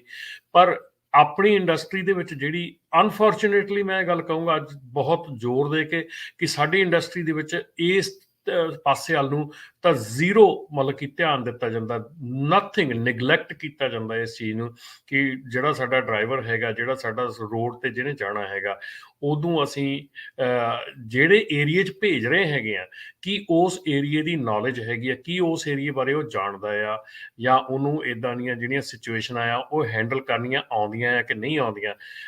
ਚਾਬੀਆਂ ਦੇ ਕੇ ਲੋਡ ਚੁਕਾ ਕੇ ਪਟਕ ਦੇਣੀ, ਸੜਕ ਤੇ ਤੋਰ ਦਿੰਦੇ ਆ। ਬਹੁਤ ਜ਼ਿਆਦਾ ਵੱਡਾ ਇਸ਼ੂ ਹੈਗਾ। ਹੁਣ ਇਸ ਕੇਸ ਦੇ ਵਿੱਚ ਡਰਾਈਵਰ ਨੂੰ ਤਾਂ 110 ਸਾਲਾਂ ਦੀ ਕੈਦ ਹੋਈ ਆ। ਦੇਖੋ ਉਹਦੀ ਜ਼ਿੰਦਗੀ, ਦੇਖੋ ਠੀਕ ਹੈ, ਗਲਤੀ ਮੰਨਦੇ ਆ, ਮੈਂ ਨਹੀਂ ਕਹਿੰਦਾ ਗਲਤੀ ਨਹੀਂ ਗੀ, ਠੀਕ ਹੈ ਨਾ, ਗਲਤੀ ਆ, ਸਭ ਕੁਛ ਆ, ਪਰ ਦੇਖੋ ਉਹਦੀ ਜ਼ਿੰਦਗੀ ਖਤਮ ਹੋ ਗਈ, 4 ਜਣਿਆਂ ਦੀ ਜ਼ਿੰਦਗੀ ਖਤਮ ਹੋ ਗਈ। ਹੁਣ ਜਿਹੜਾ ਆਉਣ ਵਾਲਾ ਸਮਾਂ ਆ ਭਾਜੀ, ਜਿਹੜੀਆਂ ਚੀਜ਼ਾਂ ਜਿਹੜੀਆਂ ਆਪਣੇ ਟਰੱਕ ਸਕੂਲ ਜਿਨ੍ਹਾਂ ਦੀ ਟ੍ਰੇਨਿੰਗ ਹੁਣ ਸ਼ੁਰੂ ਹੋਣੀ ਆ, ਉਹਦੇ ਵਿੱਚ ਵੀ ਇਹ ਗੱਲ ਕਹੀ ਗਈ ਆ ਕਿ ਟ੍ਰੇਨਰ ਦੇ ਉੱਤੇ ਬੜਾ ਜ਼ੋਰ ਦਿੱਤਾ ਗਿਆ ਕਿ ਟ੍ਰੇਨਰ ਦੀ ਪ੍ਰੋਪਰ ਟ੍ਰੇਨਿੰਗ ਹੋਣੀ ਚਾਹੀਦੀ ਆ, ਟ੍ਰੇਨਰ ਨੂੰ ਪਤਾ ਹੋਣਾ ਚਾਹੀਦਾ, ਜਿਹੜਾ ਇੰਸਟਰਕਟਰ ਹੈਗਾ ਉਹਨੂੰ ਪਤਾ ਹੋਣਾ ਚਾਹੀਦਾ। ਹੁਣ ਸਾਰੇ ਰਜਿਸਟਰ ਹੋਣੇ ਸ਼ੁਰੂ ਹੋ ਗਏ, ਤੁਹਾਡਾ ਟਰੱਕ ਸਕੂਲ ਰਜਿਸਟਰ ਹੋਣਾ ਸ਼ੁਰੂ ਹੋ ਗਿਆ, ਤੁਹਾਡਾ ਇੰਸਟਰਕਟਰ ਰਜਿਸਟਰ ਹੋਣਾ ਸ਼ੁਰੂ ਹੋ ਗਿਆ। ਹੁਣ ਆਪਾਂ ਅੱਜ ਦੀ ਨਿਊਜ਼ ਦੇ ਵਿੱਚ ਆਪਾਂ ਗੱਲ ਵੀ ਕਰਤੀ ਹੈ ਕਿ ਟਰੱਕਾਂ ਨੂੰ ਹਰ ਟਰੱਕ ਨੂੰ ਇੱਕ ਇਲੈਕਟ੍ਰੋਨਿਕ ਨੰਬਰ ਮਿਲ ਜਾਣਾ ਆ, ਠੀਕ ਹੈ ਨਾ। ਇਹ ਚੀਜ਼ਾਂ ਕਿਉਂ ਹੋ ਰਹੀਆਂ? ਇਹ ਚੀਜ਼ਾਂ ਤਾਂ ਹੋ ਰਹੀਆਂ ਕਿਉਂਕਿ ਅਣਗਹਿਲੀਆਂ ਹੋ ਰਹੀਆਂ, ਅਣਗਹਿਲੀਆਂ ਦੇ ਉੱਤੇ ਅਸੀਂ ਗਲਤੀਆਂ ਹੋ ਰਹੀਆਂ, ਗਲਤੀਆਂ ਦਾ ਜਿਹੜਾ ਨਤੀਜਾ ਆ ਉਹ ਨਿਕਲ ਕੇ ਸਾਹਮਣੇ ਆ ਰਿਹਾ। ਸੋ ਇਹ ਚੀਜ਼ਾਂ ਸਾਨੂੰ ਸਮਝਣੀਆਂ ਪੈਣੀਆਂ, ਇਹ ਚੀਜ਼ਾਂ ਸੋਚਣੀਆਂ ਪੈਣੀਆਂ ਕਿ ਅਸੀਂ ਬਿਜ਼ਨਸ ਦੇ ਵਿੱਚ ਸਿਰਫ ਤੇ ਸਿਰਫ ਇੱਕ ਪੈਸਾ ਹੀ ਬਣਾਉਣ ਨੂੰ ਸਾਡਾ ਜਿਹੜਾ ਇੱਕ ਮੇਨ ਮਕਸਦ ਰਹਿ ਗਿਆ, ਜਾਂ ਕਿ ਅਸੀਂ ਇਹਨੂੰ ਲੌਂਗ ਟਰਮ ਕੰਮ ਕਰਨਾ ਹੈ। ਔਰ ਜਦੋਂ ਅਸੀਂ ਇਦਾਂ ਦਾ ਕੋਈ ਡਰਾਈਵਰ ਸੜਕ ਤੇ ਤੋਰਦੇ ਆ, ਮਾਈ ਗॉड, ਕਿੰਨੀਆਂ ਲੋਕਾਂ ਦੀ ਜ਼ਿੰਦਗੀ ਦੇ ਨਾਲ ਖੇਲਦਾ ਜਾਂਦਾ। ਜੇ ਕ੍ਰਾਸ ਕੰਟਰੀ ਕਰ ਰਿਹਾ ਤੇ ਕਿੰਨੀਆਂ ਸਟੇਟਾਂ ਪਾਰ ਕਰਨੀਆਂ, ਔਰ ਕਿੰਨਾ ਉਹਨੇ ਲੋਕਾਂ ਦੀ ਜ਼ਿੰਦਗੀ ਦੇ ਨਾਲ ਖੇਲਦਾ ਜਾਣਾ। ਦੇਖੋ ਰਮਨ ਜੀ, ਉਹਨਾਂ ਦਾ ਤਾਂ ਵਿਚਾਰਿਆਂ ਦਾ ਕੋਈ ਕਸੂਰ ਨਹੀਂ। ਜਿਹੜੇ ਹੁਣ ਮੋਰੇ ਐਕਸੀਡੈਂਟ ਹੋਇਆ ਸੀ, 28 ਕਾਰਾਂ, ਉਹ 50 ਕਾਰਾਂ ਦੇ ਕਰੀਬ ਉੱਥੇ ਖੜੀਆਂ ਸੀਗੀਆਂ। ਹੁਣ ਆਪਾਂ ਵੀ ਇਦਾਂ ਹੀ ਹੁੰਦੇ ਆ, ਜਦੋਂ ਕਿਤੇ ਐਕਸੀਡੈਂਟ ਹੋਵੇ ਅਸੀਂ ਆਰਾਮ ਨਾਲ ਮੋਰੇ ਬ੍ਰੇਕ ਲਾ ਕੇ ਖੜੇ ਆ। ਹੁਣ ਇਹ ਕੀ ਪਤਾ ਵੀ ਪਿੱਛੋਂ ਆ ਕੇ ਇੰਨੀ ਜ਼ੋਰ ਦੇ ਨਾਲ ਅੱਜ ਦੀ ਤਰੀਕ 'ਚ ਹਰਜੋਤ ਭਾਜੀ, ਅੱਜ ਦੀ ਤਰੀਕ ਦੇ ਵਿੱਚ ਮੈਂ ਜਦੋਂ ਫਰੀਵੇ ਤੇ ਹੁਣ ਟਰੈਵਲ ਕਰਦਾ, ਕਦੀ ਵੀ ਕਰਦਾ, ਅੱਜ ਦੀ ਤਰੀਕ ਦੇ ਵਿੱਚ ਤੁਹਾਨੂੰ ਫਰੰਟ ਵਾਲਾ ਪਾਸੇ ਇੰਨਾ ਡਰ ਨਹੀਂ ਹੁੰਦਾ ਜਿੰਨਾ ਤੁਹਾਨੂੰ ਪਿੱਛੋਂ ਡਰ ਹੁੰਦਾ ਵੀ ਮੇਰੇ ਉੱਤੇ ਆਣ ਕੇ ਕਿਸੇ ਨੇ ਚੜ ਜਾਣਾ ਹੈ। ਇਹ ਫੈਕਟ ਹੈ ਅੱਜ ਦੀ ਤਰੀਕ ਦੇ ਵਿੱਚ ਕਿ ਪਿੱਛੋਂ ਪਤਾ ਨਹੀਂ ਹੁੰਦਾ ਕਿ ਬ੍ਰੇਕ ਲੱਗਣੀ ਆ, ਲਾਉਣੀ ਆ ਕਿ ਨਹੀਂ ਲਾਉਣੀ, ਕਿ ਫੋਨ ਤੇ ਹੋਣਾ ਬੰਦਾ, ਕਿੱਥੇ ਹੋਣਾ, ਕੀ ਹੋਣਾ। ਸੋ ਇਹ ਫੈਕਟ ਹੈਗਾ ਜੀ। ਸੋ ਬਿਲਕੁਲ, ਜਿੰਨੇ ਵੀ ਸਾਡੇ ਭਰਾ ਹੈਗੇ ਆ ਟਰੱਕਿੰਗ ਵਾਲੇ ਆ, ਸਾਰਿਆਂ ਨੂੰ ਬੇਨਤੀ ਆ ਭਾਈ, ਜੇ ਤਾਂ ਤੁਸੀਂ ਟ੍ਰੇਨਿੰਗ ਲਈ ਆ, ਘੱਟੋ ਘੱਟ ਜਿਹੜਾ ਸਾਈਡ ਵਾਲਾ ਰਨਵੇ ਹੁੰਦਾ ਤੇ ਤੁਹਾਨੂੰ ਪਤਾ ਹੋਣਾ ਚਾਹੀਦਾ। ਨਹੀਂ ਤਾਂ 2-4 ਘੰਟੇ ਨਾ ਫੇਸਬੁੱਕ, YouTube ਤੋਂ ਹਟ ਕੇ ਬਹੁਤ ਵਧੀਆ ਯੂਟਿਊਬਸ ਬਣੀਆਂ ਕਿਸ ਤਰ੍ਹਾਂ। ਇੱਕ ਵਾਰੀ ਮੈਂ ਖੁਦ ਗ੍ਰੇਪ ਵਾਈਨ ਜਿਹੜਾ LA ਤੋਂ ਜਦੋਂ ਤੁਸੀਂ ਥੱਲੇ ਆਉਂਦੇ ਆ ਹਾਈਵੇ 5 ਤੇ, ਦੇਖਿਆ ਵੀ ਟਰੱਕ ਦੇ ਟਾਇਰ ਧੂੰਆਂ ਹੀ ਧੂੰਆਂ ਹੋਇਆ ਸੀ, ਪਾਟਿਓ। ਸੋ ਅਸੀਂ ਤਾਂ ਪਿੱਛੇ ਰੁਕ ਗਏ। ਹੁਣ ਪਤਾ ਨਹੀਂ ਉਹ ਕਿੱਦਾਂ ਜਾ ਕੇ ਰੁਕਿਆ ਹੋਊਗਾ ਟਰੱਕ। ਉਹ ਵੀ ਬਹੁਤ ਵੱਡੀ ਜਿਹੜੀ ਆ ਸਲੋਪ ਹੈਗੀ ਆ ਉੱਥੇ। ਸੋ ਇਹ ਬਹੁਤ ਜ਼ਰੂਰੀ ਆ ਸਿੱਖਣਾ। ਕੱਲ ਦੀ ਮੈਂ ਤੁਹਾਨੂੰ ਗੱਲ ਦੱਸਦਾ। ਕੱਲ ਦੀ ਮੈਨੂੰ ਨਾਪਟਾ ਦੇ ਵਿੱਚ ਕਾਲ ਆਈ ਬੰਦੇ ਦੀ, ਆਪਣੇ ਡਰਾਈਵਰ ਦੀ, ਕਿ ਭਾਜੀ ਮੈਂ ਕੀ ਕਰਾਂ, ਮੈਂ ਗ੍ਰੇਪ ਵਾਈਨ ਤੇ ਉਤਰਦਾ ਸੀਗਾ ਤੇ ਮੈਂ ਜਦੋਂ ਉੱਥੇ 35 ਦੀ ਸਪੀਡ ਆ, ਮੈਂ ਮੰਨਦਾ ਮੇਰੀ ਗਲਤੀ, ਮੇਰੇ ਹੱਥ 'ਚ ਫੋਨ ਸੀਗਾ, ਮੈਂ ਫੋਨ ਤੇ ਲੱਗਾ ਸੀਗਾ, ਮੇਰੀ ਸਪੀਡ 45 ਤੇ ਹੋ ਗਈ ਤੇ ਉਸ ਤੋਂ ਬਾਅਦ ਮੈਨੂੰ ਉਹ ਪੁਲਿਸ ਵਾਲਾ ਟਿਕਟ ਦੇ ਗਿਆ, ਪਰ ਉਹ 38 ਦੀ ਦੇ ਗਿਆ। ਤੇ ਹੁਣ ਦੱਸੋ ਮੈਂ ਕੀ ਕਰਾਂ? ਮੈਂ ਕਿਹਾ ਵੀ ਉਹ ਭਾਈ ਹੁਣ ਤਾਂ ਕੋਰਟ ਹੀ ਕਰੂਗੀ ਜਾਂ ਜੱਜ ਕਰੂਗਾ, ਕੀ ਕਰਨਾ ਹੈ ਨਾ। ਵੀ ਇਹਦੇ ਵਿੱਚ ਤਾਂ ਦੇਖੋ, ਜਦੋਂ ਅਸੀਂ ਇਹ ਚੀਜ਼ਾਂ ਹੈ ਨਾ ਭਾਜੀ, ਇੱਕ ਚੀਜ਼ ਦੀ ਗਰੰਟੀ ਆ ਕਿ ਅਮਰੀਕਾ ਦੇ ਫਰੀਵੇ ਦੇ ਉੱਤੇ ਜਿਹੜੀ ਸਾਈਨਸ ਆ ਲੱਗੇ, ਜਿਹੜੇ ਔਰੇਂਜ ਸਾਈਨ ਲੱਗੇ ਹੁੰਦੇ ਆ ਟਰੱਕਿੰਗ ਵਾਸਤੇ, ਜੇ ਤੁਸੀਂ ਔਰੇਂਜ ਸਾਈਨ ਜਿਹੜੇ ਆ ਉਹ ਫੋਲੋ ਕਰੋ, ਜੇ ਤੁਸੀਂ ਔਰੇਂਜ ਸਾਈਨ ਤੇ ਲੱਗੀ ਸਪੀਡ ਨੂੰ ਫੋਲੋ ਕਰੋ, ਜੇ ਤੁਸੀਂ ਕਰਵ ਸਾਈਡ ਦੀ ਸਪੀਡ, ਜਿਹੜੀ ਜਿੱਥੇ ਕਰਵ ਆਇਆ, ਕਰਵ ਤੇ ਉਹਨਾਂ ਨੇ ਕਿਹਾ ਵੀ ਤੁਹਾਡੀ ਰੈਗੂਲਰ ਸਪੀਡ 75 ਹੈ, ਲੇਕਿਨ ਕਰਵ ਤੇ ਉਹਨਾਂ ਨੇ 55 ਕਿਹਾ ਆ। 55 ਤੋਂ ਤੁਸੀਂ 5 ਮੀਲ ਵੀ ਉੱਤੇ ਟਰੱਕ ਚਲਾਉਣੇ ਆ ਨਾ, ਤੁਹਾਡੇ ਟਰੱਕ ਉਲਟਣ ਦਾ 100% ਖਤਰਾ ਹੈਗਾ। ਸੋ ਜਿੰਨੇ ਵੀ ਕਰਵ ਆ, ਜਿੰਨੀ ਵੀ ਕੰਸਟਰਕਸ਼ਨ ਆ, ਜਿੱਥੇ ਤੁਹਾਡੇ ਔਰੇਂਜ ਸਾਈਨ, ਜਿਹੜਾ ਟਰੱਕ ਵਾਲਾ ਜਿੰਨਾ ਔਰੇਂਜ ਸਾਈਨ ਨੂੰ ਫੋਲੋ ਕਰ ਲੂਗਾ, ਓਨਾ ਹੀ ਜ਼ਿੰਦਗੀ ਦੇ ਵਿੱਚ ਉਹ ਟਰੱਕਿੰਗ ਦੇ ਵਿੱਚ ਸੇਫ ਰਹਿ ਸਕਦਾ ਹੈ। ਕਿਉਂਕਿ ਔਰੇਂਜ ਸਾਈਨ ਜਿਹੜੇ ਪੋਸਟ ਕੀਤੇ ਹੁੰਦੇ ਆ, ਮੈਂ ਅੱਗੇ ਵੀ ਕਹਿ ਕੇ ਹਟਿਆ ਨਾ ਕਿ ਸੜਕ ਦੇ ਉੱਤੇ ਲਿਖਿਆ ਆ ਕਿੱਦਾਂ ਬਚਣਾ ਹੈ ਇਹਨਾਂ ਚੀਜ਼ਾਂ ਤੋਂ, ਜੀ ਹਰ ਥਾਂ ਤੇ ਲਿਖਿਆ ਆ ਕਿੱਦਾਂ ਬਚਣਾ ਆ। ਜੇ ਤੁਸੀਂ ਉਹਨਾਂ ਸਾਇੰਸ ਨੂੰ ਫੋਲੋ ਨਹੀਂ ਕਰਦੇ, ਜੇ ਤੁਸੀਂ ਉਹਨਾਂ ਸਾਇੰਸ ਨੂੰ ਨਹੀਂ ਪੜ੍ਹਦੇ, ਤੇ ਮੇਰੇ ਖਿਆਲ ਦੇ ਵਿੱਚ ਨਹੀਂ ਕਿ ਤੁਸੀਂ ਕਿਤੇ ਨਾ ਕਿਤੇ ਕੁਛ ਨਾ ਕੁਛ ਤੁਹਾਡੇ ਲਈ ਵਾਪਰ ਸਕਦਾ, ਕਿਉਂਕਿ ਉਹ ਬਹੁਤ ਜ਼ਿਆਦਾ ਇੰਪੋਰਟੈਂਟ ਸਾਇੰਸ ਹੁੰਦੇ ਆ ਜਿਹੜੇ ਫਰੀਵੇ ਤੇ ਲੱਗੇ ਹੁੰਦੇ ਆ। ਔਰ ਆਪਾਂ ਜਦੋਂ ਰੀਸੈਂਟਲੀ ਆਪਾਂ ਕਈ ਵਾਰੀ ਇਹ ਗੱਲ ਸੁਣੀ ਵੀ ਆ ਕਿ ਆਪਣੇ ਵੀ ਜਿਹੜੇ ਐਕਸੀਡੈਂਟ ਹੋਏ ਆ ਡਰਾਈਵਰਸ ਨੇ ਕਈ ਵਾਰੀ ਕਾਲ ਕਰਕੇ ਵੀ ਕਹੀ ਆ ਕਿ ਜਿਹੜੇ ਡਰਾਈਵਰਸ ਹੈਗੇ ਆ ਸਾਈਨ ਬਹੁਤ ਮਿਸ ਕਰਕੇ ਗਏ ਆ ਅੱਗੇ ਜਿਹੜਾ ਐਕਸੀਡੈਂਟ ਹੋਇਆ ਆ। ਸੋ ਪ੍ਰਮਾਤਮਾ ਨਾ ਕਰੇ ਇਦਾਂ ਦੀ ਕੋਈ ਗੱਲ ਹੋਵੇ, ਬਟ ਡੈਫੀਨੇਟਲੀ ਜਿਹੜੇ ਸਾਈਨਸ ਹੈਗੇ ਆ ਫਰੀਵੇ ਤੇ ਲੱਗੇ ਆ ਉਹਨਾਂ ਦੇ ਉੱਤੇ ਜਿੰਨਾ ਵੱਧ ਤੋਂ ਵੱਧ ਧਿਆਨ ਦੇ ਸਕਦੇ ਹੋ ਜ਼ਰੂਰੀ ਆ। ਸੋ ਸਾਡੇ ਨਾਲ ਰਮਨ ਜੀ ਕਾਲਰ ਜੁੜੇ ਹੋਏ ਆ, ਰਾਜ ਜੀ। ਹਾਂਜੀ ਭਾਜੀ, ਸਤਿ ਸ਼੍ਰੀ ਅਕਾਲ ਜੀ। ਸਤਿ ਸ਼੍ਰੀ ਸਤਿ ਅਕਾਲ ਸ਼੍ਰੀ ਅਕਾਲ ਜੀ। ਰਮਨ ਭਾਜੀ, ਮੇਰਾ ਕੁਐਸਚਨ ਤਾਂ ਕੋਈ ਹੋਰ ਸੀਗਾ, ਲੇਕਿਨ ਜਦੋਂ ਤੁਸੀਂ ਸੇਫਟੀ ਦੀ ਗੱਲ ਕਰ ਰਹੇ ਹੋ, ਜਿਹੜਾ ਬੰਦੇ ਦਾ ਹੁਣ ਐਕਸੀਡੈਂਟ ਹੋ ਗਿਆ, ਜਿਹਨੇ 110 ਸਾਲ ਦੀ ਜਿਹਨੂੰ ਪ੍ਰਿਜ਼ਨ ਹੋਈ ਆ, ਉਹਦੇ 'ਚ ਬੜਾ ਵੱਡਾ ਰੀਜ਼ਨ ਇੱਕ ਹੈ ਕਿਉਂਕਿ ਤੁਹਾਨੂੰ ਪਤਾ I-70 ਜਿਹੜਾ ਮੋਸਟ ਡੇਂਜਰ ਹਾਈਵੇ ਹੈਗਾ US ਜੀ। ਤੇ ਚੰਗਾ ਆਪਣਾ ਐਕਸਪੀਰੀਅੰਸ ਡਰਾਈਵਰ ਵੀ ਉੱਥੇ ਜਾ ਕੇ ਹੱਥ ਚੱਕ ਦਿੰਦਾ ਕਿ ਨਹੀਂ ਉਹ, ਕਿਉਂਕਿ ਹੁਣ ਇਸ ਟਾਈਮ ਵੈਦਰ ਦੇ ਵਿੱਚ ਵੀ ਮੈਂ ਵੀ ਹੁਣ ਰਾਈਟ ਨਾਓ ਮੈਂ ਕੈਂਸਰ ਕ੍ਰਾਸ ਕਰਕੇ ਨਿਕਲਿਆ ਤੇ ਮੈਂ 70 ਨੂੰ ਛੱਡ ਕੇ ਮੈਂ 40 ਤੇ ਆ ਗਿਆ। ਮੈਨੂੰ 300 ਮੀਲਾਂ ਵੱਧ ਪੈਣੀਆਂ 250, ਪਰ ਡਜ਼ਨਟ ਮੈਟਰ, ਲੇਕਿਨ ਸੇਫਟੀ ਪਹਿਲੇ ਆ। 20 ਤੋਂ 25 ਟਰੱਕ ਆਲਰੇਡੀ ਅੱਜ ਸਵੇਰੇ ਮੈਂ ਦੇਖਿਆ ਪਲਟੇ ਹੋਇਆ I-35 ਦੇ ਉੱਪਰ, ਜੋ ਡਿਊ ਟੂ ਵਿੰਡ। ਔਰ ਲੋਕਾਂ ਦੇ ਕੋਲ ਵੇਟ ਘੱਟ ਹੋਣਾ, ਲੇਕਿਨ ਲੋਕੀ ਪ੍ਰੀਕਾਸ਼ਨ ਨਹੀਂ ਲੈਂਦੇ। ਮੇਰੇ ਕੋਲ 8000 ਪਾਉਂਡ ਵੇਟ ਸੀਗਾ। ਤੁਸੀਂ ਮੰਨੋਗੇ ਮੈਂ ਕੱਲ ਸਾਰਾ ਦਿਨ ਜਿਹੜਾ ਆ ਕੈਂਸਰ ਸਿਟੀ ਦੇ ਵਿੱਚ ਮੈਂ ਸਟੇ ਕੀਤਾ। ਮੈਂ ਅੱਜ ਸਵੇਰੇ ਨਿਕਲਿਆ ਜਦੋਂ ਨਾਰਮਲ ਵੈਦਰ ਹੋ ਗਿਆ। ਤੇ ਇਹ ਜਿਹੜੀ ਪ੍ਰੀਕਾਸ਼ਨ ਲੈਣੀ ਉਹ ਬੜੀ ਜ਼ਰੂਰੀ ਆ। ਦੂਜਾ ਜਿਹੜਾ ਡਾਊਨ ਹਿਲ ਦੇ ਉੱਤੇ ਜਿਹੜੇ ਲੋਕ ਆਉਂਦੇ ਆ, ਮੈਂ ਉਹਨਾਂ ਨੂੰ ਆਪਣੇ ਹਿਸਾਬ ਨਾਲ ਰਿਕਮੈਂਡ ਕਰਦਾ ਕਿ ਜਦੋਂ ਵੀ ਤੁਸੀਂ ਆਟੋ ਟਰੱਕ ਆ, ਇਹਨਾਂ ਦੇ RPM ਚੜ੍ਹ ਜਾਂਦੇ ਆ, ਜਿੱਥੋਂ ਲੋਕੀ ਬਹੁਤ ਜ਼ਿਆਦਾ ਰੇਸ ਹੋ ਜਾਂਦੀ ਆ, ਉਹਨੂੰ ਕੰਟਰੋਲ ਪਹਿਲੇ ਨਹੀਂ ਕਰਦੇ, ਤੇ ਕੋਸ਼ਿਸ਼ ਕਰਨ ਕਿ ਉਹਨੂੰ ਮੈਨੂਅਲ ਟਰਾਂਸਮਿਸ਼ਨ ਦੇ ਵਿੱਚ ਕਨਵਰਟ ਕਰਕੇ, ਆਪਣੇ ਜਿਹੜੇ ਆਟੋ ਟਰੱਕ ਆ ਮੈਨੂਅਲ ਵੀ ਹੋ ਜਾਂਦੇ ਆ, ਤੇ ਉਹ 'ਚ ਮੈਨੂਅਲ ਡਾਊਨ ਗੇਅਰ ਕਰਕੇ ਤੇ ਬੰਦਾ ਉਹਨੂੰ ਹਿਲ ਨੂੰ ਆਰਾਮ ਨਾਲ ਈਜ਼ੀਲੀ ਉਤਾਰੇ, ਉਹ ਰਸ਼ ਨਾ ਕਰੇ, ਤੇ ਮੇ ਵੀ ਕਿ ਉਹ ਮਤਲਬ ਕਾਫੀ ਸੇਫ ਉਤਰ ਸਕਦਾ ਆ, ਜੋ ਮੈਂ ਯੂਜ਼ ਕਰਦਾ ਜੀ। ਥੈਂਕ ਯੂ ਭਾਜੀ। ਬਿਲਕੁਲ ਜੀ, ਬਿਲਕੁਲ ਸਹੀ ਗੱਲ ਹੈ। ਜਿਹੜੀ ਰੋਡ ਸਾਈਡ ਪਲੈਨਿੰਗ ਹੈਗੀ ਆ, ਜਦੋਂ ਤੁਸੀਂ ਫਰੀਵੇ ਤੇ ਚੱਲ ਰਹੇ ਹੈਗੇ ਆ, ਜਿਹੜੀ ਭਾਈ ਸਾਹਿਬ ਹੁਣੀ ਗੱਲ ਕਰਕੇ ਗਏ ਆ, ਮੈਂ ਕਈ ਵਾਰੀ ਇਹ ਜ਼ਿੰਦਗੀ ਦੇ ਵਿੱਚ ਟਰੱਕਿੰਗ ਦੇ ਵਿੱਚ ਜਦੋਂ ਚਲਾਉਂਦੇ ਸੀਗੇ, ਕਈ ਵਾਰੀ ਇਹ ਚੀਜ਼ ਜਿਹੜੀ ਆ ਇਹ ਕੀਤੀ ਆ ਕਿ ਜਦੋਂ ਤੁਹਾਨੂੰ ਲੱਗਦਾ ਹੈ ਕਿ ਤੁਹਾਡਾ ਵੈਦਰ ਜਿਹੜਾ ਆ ਉਹ ਮਤਲਬ ਕਿ ਅਨਸਰਟਨ ਹੋ ਗਿਆ ਆ, ਔਰ ਵੈਦਰ ਦੇ ਵਿੱਚ ਤੁਹਾਨੂੰ ਲੱਗਦਾ ਹੈ ਕਿ ਇਹ ਸਿਚੁਏਸ਼ਨ ਜਿਹੜੀ ਮੇਰੇ ਲਈ ਖੜੀ ਹੋ ਸਕਦੀ ਆ, ਤੇ ਜਸਟ ਪੁੱਲ ਐਂਡ ਪਾਰਕ ਤੇ ਸੇਫਟੀ ਦੇ ਨਾਲ ਸੌਂ ਜਾਓ, ਆਰਾਮ ਕਰ ਲਓ, ਕੋਈ ਗੱਲ ਨਹੀਂ, ਕੋਈ ਫਰਕ ਨਹੀਂ ਪੈਂਦਾ। ਬੜੀ ਵਾਰੀ ਫਰੀਵੇ ਵੀ ਚੇਂਜ ਕੀਤੇ ਆ ਕਿ ਇਸ ਫਰੀਵੇ ਦੇ ਉੱਤੇ ਹੁਣ ਸਨੋ ਪੈ ਗਈ ਹੋਣੀ ਆ। ਚਲੋ ਆਹ ਜਿਹੜੀ ਗੱਲ ਕੀਤੀ ਹੁਣੇ ਕਿ ਕੈਂਸਸ ਤੋਂ ਤੁਸੀਂ ਡੈਨਵਰ ਵਾਲ ਦੀ 70 ਲੈ ਕੇ ਥੱਲੇ ਉਤਰਨਾ ਵੇਗਸ ਨੂੰ, ਡੈਫੀਨੇਟਲੀ 300 ਮੀਲ ਦਾ ਫਰਕ ਪੈ ਗਿਆ ਹੋਊਗਾ। ਜੇ ਥੱਲੇ 55 ਲੈ ਕੇ ਆਪਣਾ ਓਕਲਾਹੋਮਾ ਵਾਲ ਦੀ ਤੁਸੀਂ ਇੱਧਰ ਥੱਲੇ ਆਉਣਾ 40 ਤੇ, ਪਰ ਅਗੇਨ ਸੇਫਟੀ ਹੈਗੀ ਆ। 300 ਮੀਲ ਵੱਧ ਜ਼ਰੂਰ ਪੈ ਗਿਆ ਹੈਗਾ, ਲੇਕਿਨ ਸੇਫਟੀ ਆ।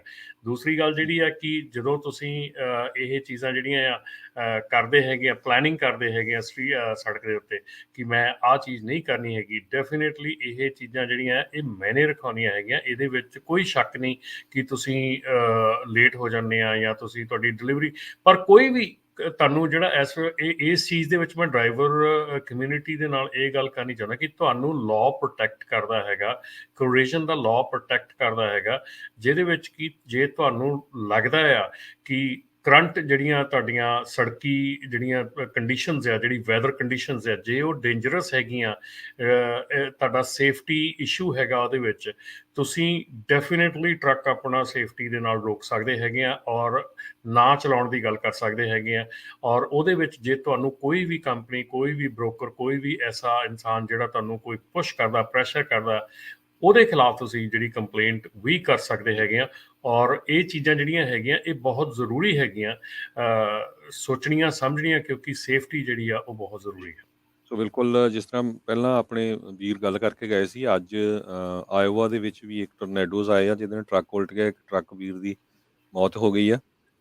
ਤੇ ਸਾਡੇ ਨਾਲ ਕਾਲਰਸ ਬਹੁਤ ਜੁੜੇ ਹੋਏ ਆ। ਅਗਲੇ ਕਾਲਰ ਆ ਬੂਟਾ ਸਿੰਘ ਜੀ। ਹਾਂਜੀ, ਸਰਦਾਰ ਹਰਜੋਤ ਸਿੰਘ ਖਾਲਸਾ ਜੀ ਤੇ ਬਾਈ ਰਮਨ ਜੀ ਤੇ ਪੰਜਾਬੀ ਰੇਡੀਓ ਦੇ ਸਾਰੇ ਸੁਣਨ ਵਾਲੇ ਸਰੋਤਿਆਂ ਨੂੰ ਵਾਹਿਗੁਰੂ ਜੀ ਕਾ ਖਾਲਸਾ, ਵਾਹਿਗੁਰੂ ਜੀ ਕੀ ਫਤਿਹ ਜੀ। ਉਹ ਇਹ ਜਿਹੜਾ 70 ਹਾਈਵੇ ਆ ਉਹ ਤੇ ਮੈਂ ਘੱਟੋ ਘੱਟ 20-22 ਵਾਰੀ ਗਿਆ ਹੋਊਗਾ ਜੀ, ਤੇ ਚੱਕਰ ਇਹ ਆ ਵੀ ਜੇ ਆਪਾਂ ਨਾ ਕੋਈ ਵੀ ਪ੍ਰੋਬਲਮ ਆਉਂਦੀ ਆ, ਜਿੰਨੀ ਲਿਮਟ ਸਪੀਡ ਤੇ ਟਰੱਕ ਚਲਾਈਏ ਨਾ, ਤੇ ਕਦੇ ਕੋਈ ਜੇ ਬ੍ਰੇਕਾਂ ਵੀ ਫੇਲ ਹੁੰਦੀਆਂ ਤੇ ਤਾਂ ਵੀ ਉਹਨੂੰ ਕੰਟਰੋਲ ਕਰਨਾ ਸੌਖਾ ਹੋ ਜਾਂਦਾ। ਇਹ ਜਦੋਂ ਓਵਰ ਸਪੀਡ ਚਲਾਉਂਦੇ ਆ ਨਾ, ਉਦੋਂ ਨਹੀਂ ਹੁੰਦਾ ਇਹ। ਉਹਦੇ ਤੇ ਕਈ ਆਪਸ਼ਨਾਂ ਉਹਦੇ ਤੇ ਹੈਗੀਆਂ ਭਾਈ, ਗੇਅਰ ਵੀ ਵੱਡਾ ਛੋਟਾ ਹੋ ਸਕਦਾ, ਟ੍ਰੇਲਰ ਬ੍ਰੇਕ ਹੈਗੀ ਆ। ਅਸਰ ਨਾ ਤਾਂ ਟ੍ਰੇਲਰ ਦੀਆਂ ਤੇ ਨਾ ਟਰੱਕ ਦੀਆਂ ਬ੍ਰੇਕਾਂ ਇੱਕੋ ਦਮ ਇਕੱਠੀਆਂ ਫੇਲ ਹੁੰਦੀਆਂ। ਧੰਨਵਾਦ ਜੀ। ਬਿਲਕੁਲ ਜੀ। ਜੇ ਬੰਦੇ ਨੇ ਗਲਤੀ ਕੀਤੀ, ਹਾਂਜੀ ਪੂਰੀ ਜਾਣਬੁੱਝ ਕੇ ਗਲਤੀ ਕੀਤੀ ਉਹ ਬੰਦੇ ਨੇ। ਜੇ ਤੁਹਾਡੀਆਂ ਜਿਹੜੀਆਂ, ਜਦੋਂ ਤੁਸੀਂ ਫ੍ਰੀਵੇ ਦੇ ਸਾਈਨਸ ਦੀ ਪਾਲਣਾ ਕਰਦੇ ਆ ਨਾ, ਸਪੀਡ ਦੀ ਪਾਲਣਾ ਕਰਦੇ ਆ, ਤਾਂ ਬਹੁਤ ਹਾਦਸੇ ਤੁਸੀਂ ਰੋਕ ਸਕਦੇ ਹੋ ਜੀ। ਤੇ ਧੰਨਵਾਦ ਹਰਜੋਤ ਜੀ। ਭਾਈ, ਜਿਹੜੀ ਉਹਨਾਂ ਨੇ ਇੱਕ ਗੱਲ ਕੀਤੀ ਸੀਗੀ ਪਹਾੜੀ ਤੋਂ ਉਤਰਨ ਦੀ ਸਪੀਡ ਦੀ, ਕਿ ਆਟੋਮੈਟਿਕ ਟਰੱਕ ਜਿਹੜੇ ਉਹਨਾਂ ਦੀ ਸਪੀਡ ਵੱਧ ਜਾਂਦੀ ਮੈਨੂਅਲ ਆ। ਹੋ ਜਾਂਦੀ। ਹਾਂਜੀ। ਜੇ ਤੁਸੀਂ ਕਰੂਜ਼ ਕੰਟਰੋਲ ਲਾ ਕੇ ਟਰੱਕ ਨੂੰ ਉਤਾਰਦੇ ਹੈਗੇ ਆ, ਕਰੂਜ਼ ਤੇ 35 ਤੇ ਸਪੀਡ ਸੈੱਟ ਕਰ ਦਿੰਦੇ ਹੈਗੇ ਆ, ਤੇ ਨਹੀਂ ਉਹਦੇ RPM ਨਹੀਂ ਵੱਧਦੇ ਹੈਗੇ। ਕਰੂਜ਼ ਕੰਟਰੋਲ ਦੇ ਉੱਤੇ ਜਿਹੜਾ ਵੋਲਵੋ ਦਾ ਟਰੱਕ ਸਪੈਸ਼ਲੀ ਹੈਗਾ, ਕਿਉਂਕਿ ਮੈਂ ਵੋਲਵੋ ਦਾ ਟਰੱਕ ਜਿਹੜਾ VNL VNR ਜਿਹੜਾ ਹੈ ਸਪੈਸ਼ਲੀ ਜੋ ਨਵੇਂ ਆਏ ਸੀਗੇ, ਟੈਸਟ ਡਰਾਈਵ ਕੀਤੇ ਆ, ਇਹਨਾਂ ਦੇ ਵਿੱਚ ਜਦੋਂ ਤੁਸੀਂ ਕਰੂਜ਼ ਕੰਟਰੋਲ ਤੇ ਲਾ ਕੇ ਤੁਸੀਂ ਟਰੱਕ ਨੂੰ ਉਤਾਰਦੇ ਹੈਗੇ, ਟਰੱਕ ਦੀ ਸਪੀਡ ਜਾਂ RPM ਨਹੀਂ ਵੱਧਦੇ ਜੀ। ਸਾਡੇ ਅਗਲੇ ਕਾਲਰ ਅਮਰਜੀਤ ਸਿੰਘ ਬੈਂਸ ਜੀ। ਸਤਿ ਸ਼੍ਰੀ ਅਕਾਲ ਦੋਵਾਂ ਭਰਾਵਾਂ ਜੀ। ਸਤਿ ਸ਼੍ਰੀ ਅਕਾਲ ਜੀ। ਭਾਈ ਦੇ ਵਾਰ-ਵਾਰ ਕਹਿੰਦੇ ਆ ਨਾ, ਜੇ ਕੋਈ ਲਾਇਸੈਂਸ ਨਵਾਂ ਲੈਂਦਾ, ਉਹਨੂੰ ਪਹਿਲੀ ਗੱਲ ਐਕਸਪੀਰੀਅੰਸ ਡਰਾਈਵਰ ਨਾਲ ਥੋੜਾ ਜਿਹਾ ਚਲਾਉਣਾ ਚਾਹੀਦਾ, ਲਾਈਕ 6 ਮਹੀਨੇ ਸੋ ਸਿੱਖ ਲੈਂਦਾ ਵੀ ਸਾਰੇ ਰੋਡ ਕੰਡੀਸ਼ਨ, ਜਿੱਦਾਂ ਪਹਾੜੀ ਆ ਜਾਂ ਜਿੱਥੇ ਬਰਫ਼ ਪੈਂਦੀ ਆ। ਹਾਂਜੀ, ਨਾਲੇ ਨਾ ਜਿੱਦਾਂ ਤੁਸੀਂ ਪਹਾੜਾਂ ਵਿੱਚ ਜਾਂਦੇ ਆ, ਆਪਾਂ ਦੇਖਿਆ ਯੂਟਾ, ਨਿਊ ਮੈਕਸੀਕੋ ਤੇ ਕਾਲੋਰਾਡੋ ਪਹਾੜੀਆਂ ਬਹੁਤ ਉੱਚੀਆਂ ਨਾ। ਸਾਨੂੰ ਪਹਿਲਾਂ ਪਤਾ ਹੋਣਾ ਚਾਹੀਦਾ ਵੀ ਤੁਹਾਡਾ ਜਿਹੜਾ ਇੰਜਨ ਬ੍ਰੇਕ ਆ ਉਹ ਸਹੀ ਕੰਮ ਕਰਦਾ, ਫਿਰ ਤੁਹਾਨੂੰ ਆਪਦਾ ਭਾਰ ਹੀ ਪਤਾ ਹੋਣਾ ਚਾਹੀਦਾ ਵੀ ਲੋਡ ਦਾ ਭਾਰ ਕਿੰਨਾ ਨਾ, ਉਸ ਹਿਸਾਬ ਨਾਲ ਤੁਸੀਂ ਚਲਾਉਣਾ। ਭਾਜੀ ਮੈਨੂੰ ਨਾ ਵੀ 2013 ਵਿੱਚ ਮੇਰੀਆਂ ਬ੍ਰੇਕਾਂ ਫੇਲ ਹੋ ਗਈਆਂ ਸੀਗੀਆਂ ਯੂਟਾ ਵਿੱਚ ਨਾ। ਪਹਿਲਾਂ ਮੈਂ 2013 ਤੋਂ 8 ਸਾਲ ਲੋਕਲ ਚਲਾਏ ਤੇ ਕੈਲੀਫੋਰਨੀਆ। ਇੱਥੇ ਪਹਾੜੀਆਂ ਬਾਹਲੀਆਂ ਨਹੀਂ, ਪਰ ਉਹ ਸਟੇਟਾਂ ਵਿੱਚ ਨਾ ਰਾਕੀਜ਼ ਮਾਊਂਟਨ ਜਾਂਦੇ ਆ, ਸਾਰੇ ਤੋਂ ਉੱਚੇ ਮਾਊਂਟਨ ਆ, ਸੋ ਬਹੁਤ ਔਖਾ ਚਲਾਉਣ ਨੂੰ। ਮੈਂ ਜਾਂਦਾ ਸੀਗਾ, ਐਕਸਪੀਰੀਅੰਸ ਹੈ ਨਹੀਂ ਸੀ ਮੇਰੀ ਪਹਿਲਾਂ ਬਈ ਪਹਾੜਾਂ ਵਿੱਚ ਚਲਾਉਣ ਨੂੰ। ਸੋ ਮੇਰਾ ਦੂਜਾ ਤੀਜਾ ਗੇੜਾ ਸੀਗਾ ਉੱਧਰ ਨੂੰ, ਯੂਟਾ ਵੱਲ ਨੂੰ, ਕਾਲੋਰਾਡੋ ਵੱਲ ਨੂੰ ਨਾ। ਸਾਡੀਆਂ ਜੈਕ ਬ੍ਰੇਕ ਜਿਹੜੇ ਇੰਜਨ ਬ੍ਰੇਕ ਵੀ ਉਹ ਵੀ ਬੜੀ ਵਧੀਆ ਨਹੀਂ ਸੀਗੀ।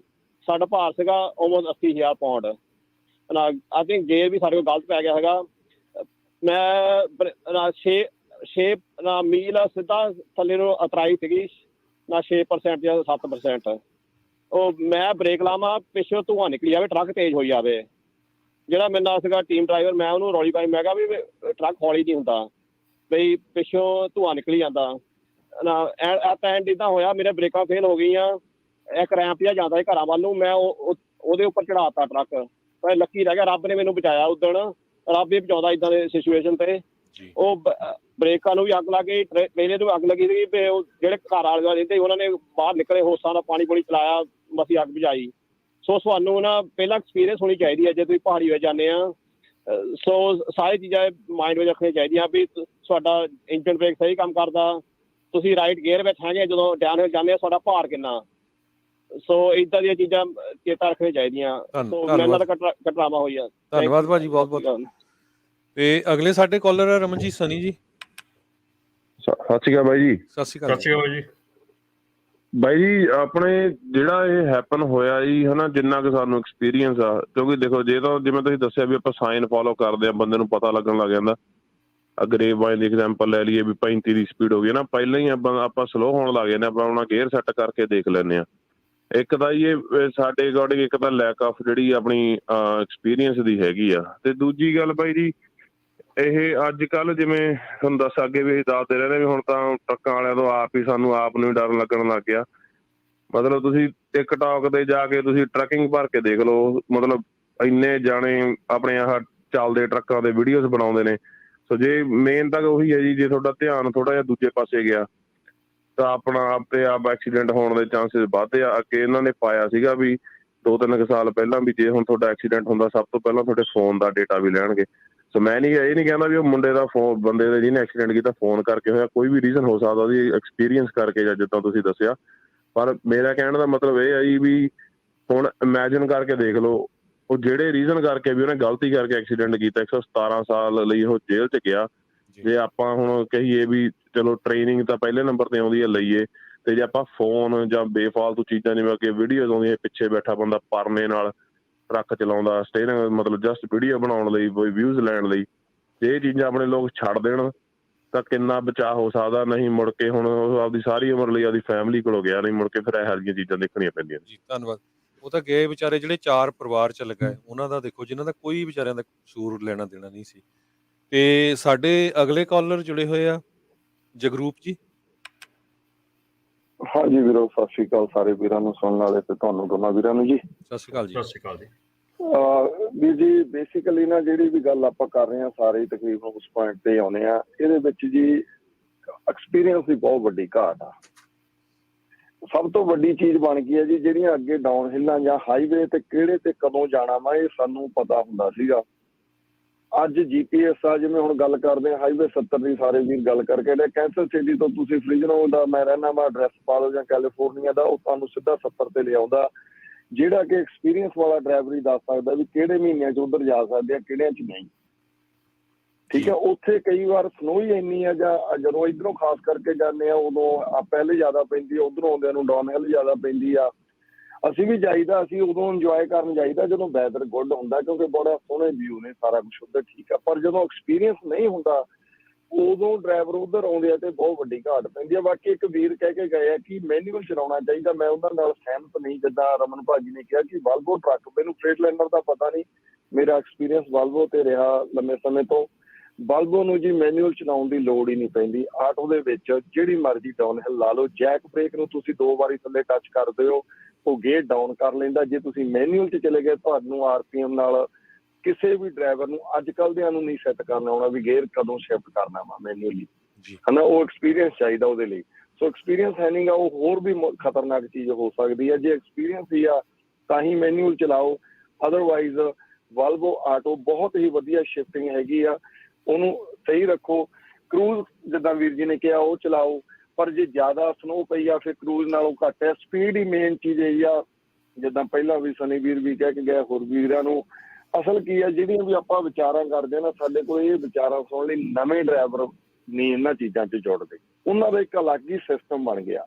ਤੁਸੀਂ ਕਿਹਾ ਕੰਪਨੀਆਂ ਟ੍ਰੇਨਡ ਕਰਨੀਆਂ, ਮੈਂ ਅੱਗੇ ਵੀ ਇੱਕ ਵਾਰੀ ਤੁਹਾਡੇ ਨਾਲ ਸ਼ੇਅਰ ਕੀਤੀ ਹੈ ਕਿ ਕੰਪਨੀ ਦੇ ਵਿੱਚ ਮੈਂ ਆਪਣਾ ਰਿਸ਼ਤੇਦਾਰ ਹਾਇਰ ਕਰਵਾਇਆ, ਜਿਹੜਾ ਬੰਦਾ ਉਹਨਾਂ ਨੇ ਟ੍ਰੇਨਰ ਰੱਖਿਆ ਹੋਇਆ ਸੀ ਪਿਛਲੇ 10 ਸਾਲ ਤੋਂ, ਉਹ 1 ਮਿੰਟ ਵੀ ਡਰਾਈਵਰ ਨੂੰ ਬਰਾਬਰਲੀ ਸੀਟ ਤੇ ਨਹੀਂ ਸੀ ਬਹਿਣ ਦਿੰਦਾ ਕਿ ਮਗਰ ਜਾ ਕੇ ਪਰਦਾ ਲਾ ਕੇ ਸੌ। ਜਦੋਂ ਡਰਾਈਵਰ ਦੀ ਲੋਗ ਬੁੱਕ ਆ ਜਾਂਦੀ ਸੀ ਉਦੋਂ ਉਹ ਆਪ ਪਰਦਾ ਲਾ ਕੇ ਮਗਰ ਸੌ ਜਾਂਦਾ ਸੀ। ਜਦੋਂ ਡਰਾਈਵਰ ਬਰਾਬਰ ਬੈਠ ਕੇ, ਜਿਹੜਾ ਤੁਹਾਡਾ ਟ੍ਰੇਨਰ ਰੱਖਿਆ ਹੋਇਆ ਤੁਸੀਂ ਵੀ ਤੁਹਾਨੂੰ ਐਕਸਪੀਰੀਅੰਸ ਕਰਾਉਣ ਲਈ, ਉਹ 2 ਮਿੰਟ ਵੀ ਬਰਾਬਰ ਬੈਠ ਕੇ ਇਹ ਨਹੀਂ ਦੇਖ ਰਿਹਾ ਵੀ ਡਰਾਈਵਰ ਦੀ ਲਾਈਫ ਕਿੱਦਾਂ ਚੱਲ ਰਹੀ ਹੈ, ਜਿਹੜਾ ਚਲਾ ਕਿੱਦਾਂ ਰਿਹਾ, ਜਿਹੜਾ ਡਰਾਈਵਰ ਆ ਬਰਾਬਰ, ਤਾਂ ਕੀ ਪਤਾ ਲੱਗਣਾ। ਦੂਜੇ ਨੰਬਰ ਤੇ ਕੰਪਨੀਆਂ ਨੇ ਇਹੋ ਜਿਹੀਆਂ ਝੂਠ ਬੋਲਦੇ ਦੇਖਿਆ ਵੀ ਤੇਰੇ ਨਾਲ ਜਾਣ ਵਾਲਾ ਬੰਦਾ ਜੀ 4 ਸਾਲ ਦਾ ਐਕਸਪੀਰੀਅੰਸ ਆ, ਕਿਸੇ ਨੂੰ 2 ਸਾਲ ਦਾ ਐਕਸਪੀਰੀਅੰਸ ਆ। ਉਹ 2 ਡਰਾਈਵਰ ਏਦਾਂ ਦੇ ਮਿਲੇ, ਉਹ ਕਹਿੰਦਾ ਜੀ ਮੈਂ ਜਿਹੜਾ ਮੇਰਾ ਰਿਸ਼ਤੇਦਾਰ ਤੋਰਿਆ, ਉਹਨੂੰ ਉਹਦੇ ਨਾਲ ਜਿਹੜਾ ਟ੍ਰੇਨਰ ਸੀ ਉਹਨੂੰ ਕਿਤੇ ਪ੍ਰੋਬਲਮ ਪੈ ਗਈ, ਜਿਹੜਾ ਨਾਲ ਮੁੰਡਾ ਤੁਰਿਆ ਉਹਨੂੰ ਕਹਿੰਦਾ ਤੇਰੇ ਨਾਲ ਤੈਨੂੰ 2 ਸਾਲ ਦਾ ਐਕਸਪੀਰੀਅੰਸ, ਉਹਨੂੰ ਕਹਿੰਦਾ ਮੁੰਡੇ ਨੂੰ ਸਾਲ ਦਾ ਐਕਸਪੀਰੀਅੰਸ ਆ। ਉਹ ਜਦੋਂ ਚਲਾਉਣ ਲੱਗਿਆ ਕਹਿੰਦਾ ਜੀ ਦੱਸੋ ਅੰਕਲ ਜੀ ਕਿੱਧਰ ਨੂੰ ਕੀ ਕਰਨਾ ਮੈਂ, ਉਹ ਕਹਿੰਦਾ ਪੁੱਤ ਤੈਨੂੰ ਸਾਲ ਡੇਢ ਹੋ ਗਿਆ, ਤੂੰ ਮੇਰੇ ਨਾਲ ਸੀਨੀਅਰ ਲੱਗਦਾ, ਮੈਂ ਜੰਗ ਬੱਚਾ ਵਾ। ਉਹ ਕਹਿੰਦਾ ਜੀ ਮੇਰਾ ਤਾਂ ਅੱਜ ਪਹਿਲਾ ਕਿਹੜਾ। ਸੋ ਇਹ ਹਾਲਾਤ ਸਾਨੂੰ ਬਦਲਣੇ ਚਾਹੀਦੇ ਆ, ਬੰਦੇ ਦੀ ਲਾਈਫ ਦੀ ਕਦਰ ਕਰਨੀ ਚਾਹੀਦੀ ਆ। ਮੇਰੇ ਵੀਰਾਂ ਨੂੰ ਰਿਕੁਐਸਟ ਆ, ਕੰਪਨੀ ਵਾਲਿਆਂ ਨੂੰ ਵੀ ਥੋੜੇ ਜਿਹੇ ਸਿਆਣੇ ਜ਼ਰੂਰ ਬਣੋ। ਤੁਹਾਡੇ ਇੰਸ਼ੋਰੈਂਸ ਹੈਗੀ ਆ ਟਰੱਕਾਂ ਦੀ, ਲੋਹੇ ਦੀ ਕੋਈ ਕਦਰ ਨਹੀਂ, ਤਾਂ ਬੰਦੇ ਦੀ ਲਾਈਫ ਦੀ ਜ਼ਰੂਰ ਕਦਰ ਕਰੋ। ਐਕਸਪੀਰੀਅੰਸ ਤੋਂ ਬਿਨਾਂ ਇਕੱਲੇ ਬੰਦਿਆਂ ਨੂੰ ਨਾ ਤੋਰੋ, ਐਟਲੀਸਟ ਇੰਨਾ ਕੁ ਤਾਂ ਆਪਾਂ ਕਰ ਸਕਦੇ ਹਾਂ ਨਾ। ਸੋ ਇਹ ਵੱਡੀ ਗੱਲ ਆ। ਦੂਜੇ ਨੰਬਰ ਤੇ ਕਰਮਨ ਭਾਜੀ ਤੁਹਾਨੂੰ ਕੁਐਸਚਨ ਆ, ਜਿਵੇਂ ਹੁਣ ਆਪਾਂ ਕੈਲੀਫੋਰਨੀਆ ਦੇ ਵਿੱਚੋਂ ਟਰੱਕ ਚਲਾਉਂਦੇ ਆ, ਮੋਸਟਲੀ ਡਰਾਈਵਰ ਨੂੰ ਜਿੰਨਾ ਮਰਜ਼ੀ ਕਹਿ ਲਈਏ, ਮੇਰੇ ਵੀ ਮੈਂ ਰਿਕੁਐਸਟ ਬਹੁਤ ਕਰਦਾ, 60 ਤੋਂ ਉੱਪਰ ਚਲਾਉਂਦੇ ਆ, ਕਹਿੰਦੇ ਜੀ ਟਿਕਟ ਨਹੀਂ ਮਿਲਦੀ, 65 ਤੱਕ ਵੀ ਚਲੇ ਜਾਂਦੇ ਆ। ਹੁਣ ਜਿਹੜੀ ਲੌਗ ਬੁੱਕ ਆਪਾਂ ਮੰਨ ਲਓ ਫ੍ਰਿਜਨੋ ਤੋਂ 400 ਮੀਲ ਸਾਡੇ ਯਾਰਡ ਤੋਂ ਸਟੇਟ ਲਾਈਨ ਕੈਲੀਫੋਰਨੀਆ ਦੀ ਪੈਂਦੀ ਆ, ਜਿਹੜੀ ਕਿ ਮੈਂ ਜਦੋਂ ਲੌਗ ਬੁੱਕ ਮੈਨੂਅਲ ਹੁੰਦੀਆਂ ਸੀ ਪੇਪਰਾਂ 'ਚ ਅਸੀਂ ਚਲਾਉਂਦੇ ਹੁੰਦੇ ਸੀ, ਅਸੀਂ 8 ਘੰਟੇ ਦੀ ਡਰਾਈਵ ਸਟੇਟ ਲਾਈਨ ਤੱਕ ਪਾਈ ਦੀ ਸੀਗੀ, ਉਦੋਂ ਪਹਿਲਾਂ ਬ੍ਰੇਕ ਪਾ ਦੀ। ਪਰ ਅੱਜ ਦੇ ਡਰਾਈਵਰ 7 ਘੰਟਿਆਂ ਦੇ ਵਿੱਚ 9 ਐਗਜ਼ੈਕਟ ਐਰੀਜ਼ੋਨਾ ਤੇ ਜਾ ਵੜਦੇ, ਯਾਨੀ ਕਿ 7 ਘੰਟਿਆਂ 'ਚ 409 ਮੀਲਾਂ ਚਲਾ ਦਿੰਦੇ ਆ, ਜਦੋਂ ਕਿ ਮੇਰੇ ਮੁਤਾਬਕ ਘੱਟੋ ਘੱਟ ਉਹਨੂੰ ਚਲਾਉਣ ਲਈ 8 ਘੰਟੇ ਦਾ ਟਾਈਮ ਚਾਹੀਦਾ ਸੀ। ਉਹ 1 ਘੰਟਾ ਲੌਗ ਬੁੱਕ ਸ਼ੋ ਕਰਦਾ ਵੀ ਤੁਹਾਡਾ ਕੀ ਐਕਸਪੀਰੀਅੰਸ ਕਹਿੰਦਾ। ਹੁਣ ਉੱਥੇ ਕੀ ਕੀਤਾ ਜਾਵੇ, FMCSA ਕੋਲੇ ਉਹ ਤਾਂ ਰਹਿਣਾ ਹੀ ਰਹਿਣਾ ਡਾਟਾ, ਉਹਦੀ ਟਿਕਟ ਡਰਾਈਵਰ ਨੂੰ ਵੀ ਆ, ਕੰਪਨੀ ਨੂੰ ਵੀ ਆ, ਉਹਦੇ ਵਾਸਤੇ ਕੀ ਕੀਤਾ ਜਾ ਸਕਦਾ ਵੀ ਉਹਦਾ ਹੱਲ ਕੀ ਕਰੀਏ ਵੀ, ਹਨਾ। ਧੰਨਵਾਦ ਜੀ, ਸੁਣਦੇ ਰਹੋ। ਤੁਹਾਡੇ ਕੋਲ ਹਾਂਜੀ ਬਿਲਕੁਲ ਆਪਣਾ ਜਗਰੂ ਭਾਜੀ, ਇਹ ਜਿਹੜਾ ਸਿਚੁਏਸ਼ਨ ਹੈਗੀ ਆ, ਮੇਰੇ ਨਾਲ ਵੀ ਇੱਕ ਵਾਰੀ ਇਹ ਸਿਚੁਏਸ਼ਨ ਹੋਈ ਸੀਗੀ ਜਦੋਂ ਮੈਂ ਟਰੱਕ ਚਲਾਉਣਾ ਸੀਗਾ, ਓਰੇਗਨ ਨੂੰ ਟਰੱਕ ਚਲਾਉਣਾ ਸੀਗਾ। ਸੋ ਮੈਂ ਆਪਣੀ ਮੇਰੀ ਸਕੇਲ ਤੇ ਇਨਸਪੈਕਸ਼ਨ ਹੋਈ ਸੀਗੀ ਵੀਡ ਵਾਲੇ ਉੱਥੇ, ਤੇ ਜਦੋਂ ਮੈਂ ਉੱਥੋਂ ਚਲਾ ਕੇ ਮੈਂ ਸੈਕਰਾਮੈਂਟੋ ਆਇਆ ਤੇ ਮੈਂ ਜਿਹੜੀ ਆਪਣੇ ਆਵਰਸ ਪਾਤੇ, ਉਦੋਂ ਪੇਪਰ ਲੌਗ ਬੁੱਕ ਹੁੰਦੀ ਸੀ ਤੇ ਆਪਣੇ ਹਿਸਾਬ ਦੇ ਨਾਲ ਆਵਰਸ ਪਾਤੇ। ਜਦੋਂ ਨੈਕਸਟ ਵੀਕ ਮੈਂ ਦੂਜਾ ਕਿਹੜਾ ਲੈ ਕੇ ਗਿਆ, ਮੈਨੂੰ ਕਲਮਤ ਫਾਲ ਵਾਲੇ ਉਹਨਾਂ ਨੇ ਕੱਢ ਕੇ ਬਾਹਰ, ਤੇ ਮੈਨੂੰ ਉਹਨਾਂ ਨੇ ਜਦੋਂ ਮੇਰੀ ਚੈਕਿੰਗ ਕੀਤੀ ਤੇ ਜਦੋਂ ਸਾਰਾ ਲੌਗ ਬੁੱਕ ਦੇਖੀ ਤੇ ਉਹ ਕਹਿੰਦੇ ਵੀ ਯਾਰ ਆਹ ਪਿਛਲਾ ਵੀਕ ਜਿਹੜਾ ਤੂੰ ਉੱਧਰ ਨੂੰ ਗਿਆ ਵਾਪਸ, ਤੇਰੀ ਇਨਸਪੈਕਸ਼ਨ ਤੋਂ ਬਾਅਦ ਤੇਰੇ ਇੰਨੇ ਘੰਟਿਆਂ ਦੇ ਵਿੱਚ ਤੂੰ ਇੱਥੋਂ ਸੈਕਰਾਮੈਂਟੋ ਜਾਣਾ ਚਾਹੀਦਾ ਸੀ ਜਿੱਥੇ ਤੂੰ ਟ੍ਰੇਲਰ ਡ੍ਰੌਪ ਕੀਤਾ, ਪਰ ਤੂੰ ਜਲਦੀ ਚਲਾ ਗਿਆ। ਸੋ ਈਦਰ ਜਾਂ ਤੂੰ ਸਪੀਡ ਕਰਦਾ ਸੀਗਾ ਜਾਂ ਤੂੰ ਲੌਗ ਬੁੱਕ ਦੇ ਉੱਤੇ ਗਲਤੀ ਕੀਤੀ ਹੈ। ਸੋ ਤੁਸੀਂ ਬਈ what you want to do, ਹੈ ਨਾ, ਬਈ ਜਾਂ ਤਾਂ ਤੈਨੂੰ ਸਪੀਡਿੰਗ ਦੀ ਟਿਕਟ ਮਿਲਣੀ ਹੈ ਜਾਂ ਤੈਨੂੰ ਲੌਗ ਬੁੱਕ ਦੀ ਵਾਇਲੇਸ਼ਨ ਮਿਲਣੀ ਹੈ। ਸੋ ਕੀ ਕਰਨਾ ਹੈ ਨਾ। ਸੋ ਇਹ ਜਿਹੜੀ ਚੀਜ਼ ਆ, ਇਹ ਚੀਜ਼ ਆਪਾਂ ਕਹਿ ਦਿੰਦੇ ਆ, ਆਪਣੇ ਡਰਾਈਵਰ ਹੁਣ ਕਰ ਦਿੰਦੇ ਆ ਇਹ ਚੀਜ਼ਾਂ ਕਿ ਜਿਹੜੀ ਸਪੀਡਿੰਗ ਤੇ ਭਾਜੀ ਤੁਸੀਂ ਆਪਣਾ 99 ਤੇ ਮੈਂ ਹੁਣ ਕਈ ਵਾਰੀ ਸਵੇਰੇ ਜਦੋਂ ਫ੍ਰਿਜ਼ਨੋ ਦੇ ਵਿੱਚੋਂ ਲੰਘਦਾ ਆ, ਆਫਿਸ ਆਉਣਾ ਆ, ਤੇ 70 ਦੇ ਉੱਤੇ ਵੀ ਟਰੱਕ ਦੇਖੇ ਆ ਔਰ ਕਾਲਾਂ ਵੀ ਕੀਤੀਆਂ ਆ ਉਹਨਾਂ ਦੇ ਟਰੱਕ ਆਫਿਸ ਦੇ ਵਿੱਚ, ਉਹਨਾਂ ਦੀ ਕੰਪਨੀ ਨੂੰ ਕਾਲਸ ਵੀ ਕੀਤੀਆਂ ਹੈਗੀਆਂ। ਰੀਸੈਂਟਲੀ ਇੱਕ ਕਾਲ ਕੀਤੀ ਸੀਗੀ ਕਿ ਤੁਹਾਡਾ ਟਰੱਕ ਜਿਹੜਾ ਆ, ਜਦੋਂ ਕਿ ਫਰੀਵੇ ਦੇ ਦੂਜੇ ਬੰਨੇ ਫਾਸਟ ਲੇਨ ਦੇ ਵਿੱਚ ਇੱਕ ਟਰੱਕ 2 ਕਾਰਾਂ ਦੇ ਉੱਤੇ ਚੜ੍ਹ ਗਿਆ, ਠੀਕ ਆ, ਤੇ ਇੱਧਰਲੀ ਲੇਨ ਦੇ ਵਿੱਚ ਮਤਲਬ ਕਿ ਸਾਊਥ ਬਾਉਂਡ ਦੇ ਵਿੱਚ ਟਰੱਕ ਜਿਹੜਾ ਪਲਟਿਆ ਪਿਆ ਆ 2 ਕਾਰਾਂ ਦੇ ਉੱਤੇ, ਠੀਕ ਆ। ਨਾਰਥ ਬਾਉਂਡ ਲੇਨ ਦੇ ਵਿੱਚ ਸਾਡਾ ਪੰਜਾਬੀ ਟਰੱਕਿੰਗ ਕੰਪਨੀ ਦਾ ਇੱਕ ਟਰੱਕ ਜਿਹੜਾ ਆ ਉਹ ਫਾਸਟ ਲੇਨ ਦੇ ਵਿੱਚ 70 ਦੀ ਸਪੀਡ 'ਤੇ ਜਾਂਦਾ, 60 ਤੇ 70 ਤੇ ਜਾਂਦਾ। ਸੋ ਉਹਨੂੰ ਕਾਲ ਕੀਤੀ, ਉਹ ਕਹਿੰਦੇ ਭਾਜੀ ਉਹ ਕਹਿੰਦਾ ਐਕਸੀਡੈਂਟ ਹੋਇਆ। ਮੈਂ ਕਿਹਾ ਸ਼ਾਬਾਸ਼ ਏ ਤੇਰੇ, ਵੀ ਉਹ ਕਹਿੰਦਾ ਐਕਸੀਡੈਂਟ ਹੋਇਆ ਤੇ ਕੰਪਨੀ ਕਹਿੰਦੀ ਹੈ ਵੀ ਇਟਸ ਓਕੇ ਆ, ਹੈ ਨਾ। ਸੋ ਇਹ ਜਿਹੜੀਆਂ ਸਪੀਡ ਦੀ ਚੀਜ਼ ਆ, ਜਦੋਂ ਆਪਾਂ ਕਿਤੇ ਸਪੀਡ ਦੀ ਗੱਲ ਕਰਦੇ ਹਾਂ, ਸਾਨੂੰ ਪਿੱਛੇ ਜੇ ਆਪਾਂ ਗੱਲ ਵੀ ਕੀਤੀ ਸਰਜੋਤ ਭਾਈ, ਜਦੋਂ ਸਪੀਡ ਵਧਾਉਣ ਦੀ ਗੱਲ ਚੱਲ ਰਹੀ ਸੀ ਤੇ ਕਿੰਨਾ ਜ਼ਿਆਦਾ ਰੌਲਾ ਪਾਉਂਦੇ ਸੀ ਵੀ ਸਪੀਡ ਵਧਣੀ ਚਾਹੀਦੀ ਆ। ਉਹ ਯਾਰ ਅੱਜ ਜੇ 55 ਦੀ ਸਪੀਡ ਤੇ ਤੁਸੀਂ 70 ਤੇ ਚਲਾਉਣੇ ਆ, ਤੇ ਜਿੱਦਣ ਇੱਥੇ 65 ਦੀ ਹੋ ਗਈ ਉਦੋਂ ਤਾਂ ਤੁਸੀਂ 85 ਤੇ ਚਲਾਓਗੇ, ਉਦੋਂ ਤੁਸੀਂ 65 ਤੇ ਥੋੜੀ ਚਲਾਉਣਾ ਆ। ਸੋ ਇਹ ਜਿਹੜੀ ਸਪੀਡਿੰਗ ਆ, ਇਹ ਇਸ਼ੂ ਹੈਗਾ। ਔਰ ਜਿਹੜੀ ਤੁਸੀਂ ਗੱਲ ਕੀਤੀ ਹੈਗੀ ਆ ਕਿ ਇਹ ਜਿਹੜਾ ਆਪਣਾ ਹੈਗਾ ਇਸ਼ੂਜ਼, ਜਿਹਦੇ ਉੱਤੇ ਕਿ ਜਦੋਂ ਤੁਸੀਂ ਘੱਟ ਟਾਈਮ ਦੇ ਵਿੱਚ ਵੱਧ ਮੀਲ ਚਲਾ ਜਾਂਦੇ ਆ, ਅਲਟੀਮੇਟਲੀ ਜਿਹੜੀ ਇਸ ਵੇਲੇ ਗੱਲ ਕੀਤੀ ਹੈ, ਜਿਹੜੀ ਆਪਾਂ ਪਹਿਲਾਂ ਵੀ ਨਿਊਜ਼ ਸਾਂਝੀ ਕਰਕੇ ਹਟੇ ਆ ਵੀ ਨੈਕਸਟ ਈਅਰ ਦੇ ਵਿੱਚ ਜਿਹੜੀਆਂ ਇਹਨਾਂ ਸਮੱਸਿਆਵਾਂ ਦੇ ਉੱਤੇ, ਇਹ ELD ਦੇ ਇਸ਼ੂਜ਼ ਦੇ ਉੱਤੇ ਜਿਹੜਾ ਉਹਨਾਂ ਨੇ ਜਿਹੜਾ ਸ਼ਿਕੰਜਾ ਕੱਸਣਾ ਸ਼ੁਰੂ ਕਰ ਦੇਣਾ ਆ। ਸੋ ਉਹਦੇ ਵਿੱਚ ਇਹ ਬਹੁਤ ਵੱਡਾ ਇੱਕ ਵਾਇਲੇਸ਼ਨ ਹੈਗੀ ਆ। ਈਦਰ 1 ਵਾਇਲੇਸ਼ਨ ਆ, ਜਾਂ ਤਾਂ ਉਹ ਲੌਗ ਬੁੱਕ ਦੀ ਆ ਤੇ ਜਾਂ ਉਹ ਸਪੀਡਿੰਗ ਦੀ ਆ।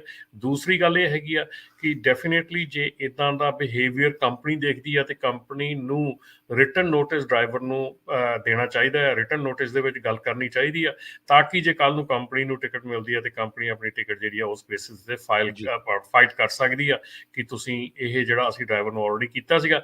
ਤੇ ਮੇਰੇ ਖਿਆਲ ਦੇ ਵਿੱਚ 2 ਜਾਂ 3 ਵਾਰਨਿੰਗ ਤੋਂ ਬਾਅਦ ਡਰਾਈਵਰ ਆਟੋਮੈਟਿਕਲੀ ਫਾਇਰ ਦੀ ਸਿਚੁਏਸ਼ਨ 'ਚ ਆ ਜਾਂਦਾ ਹੈ।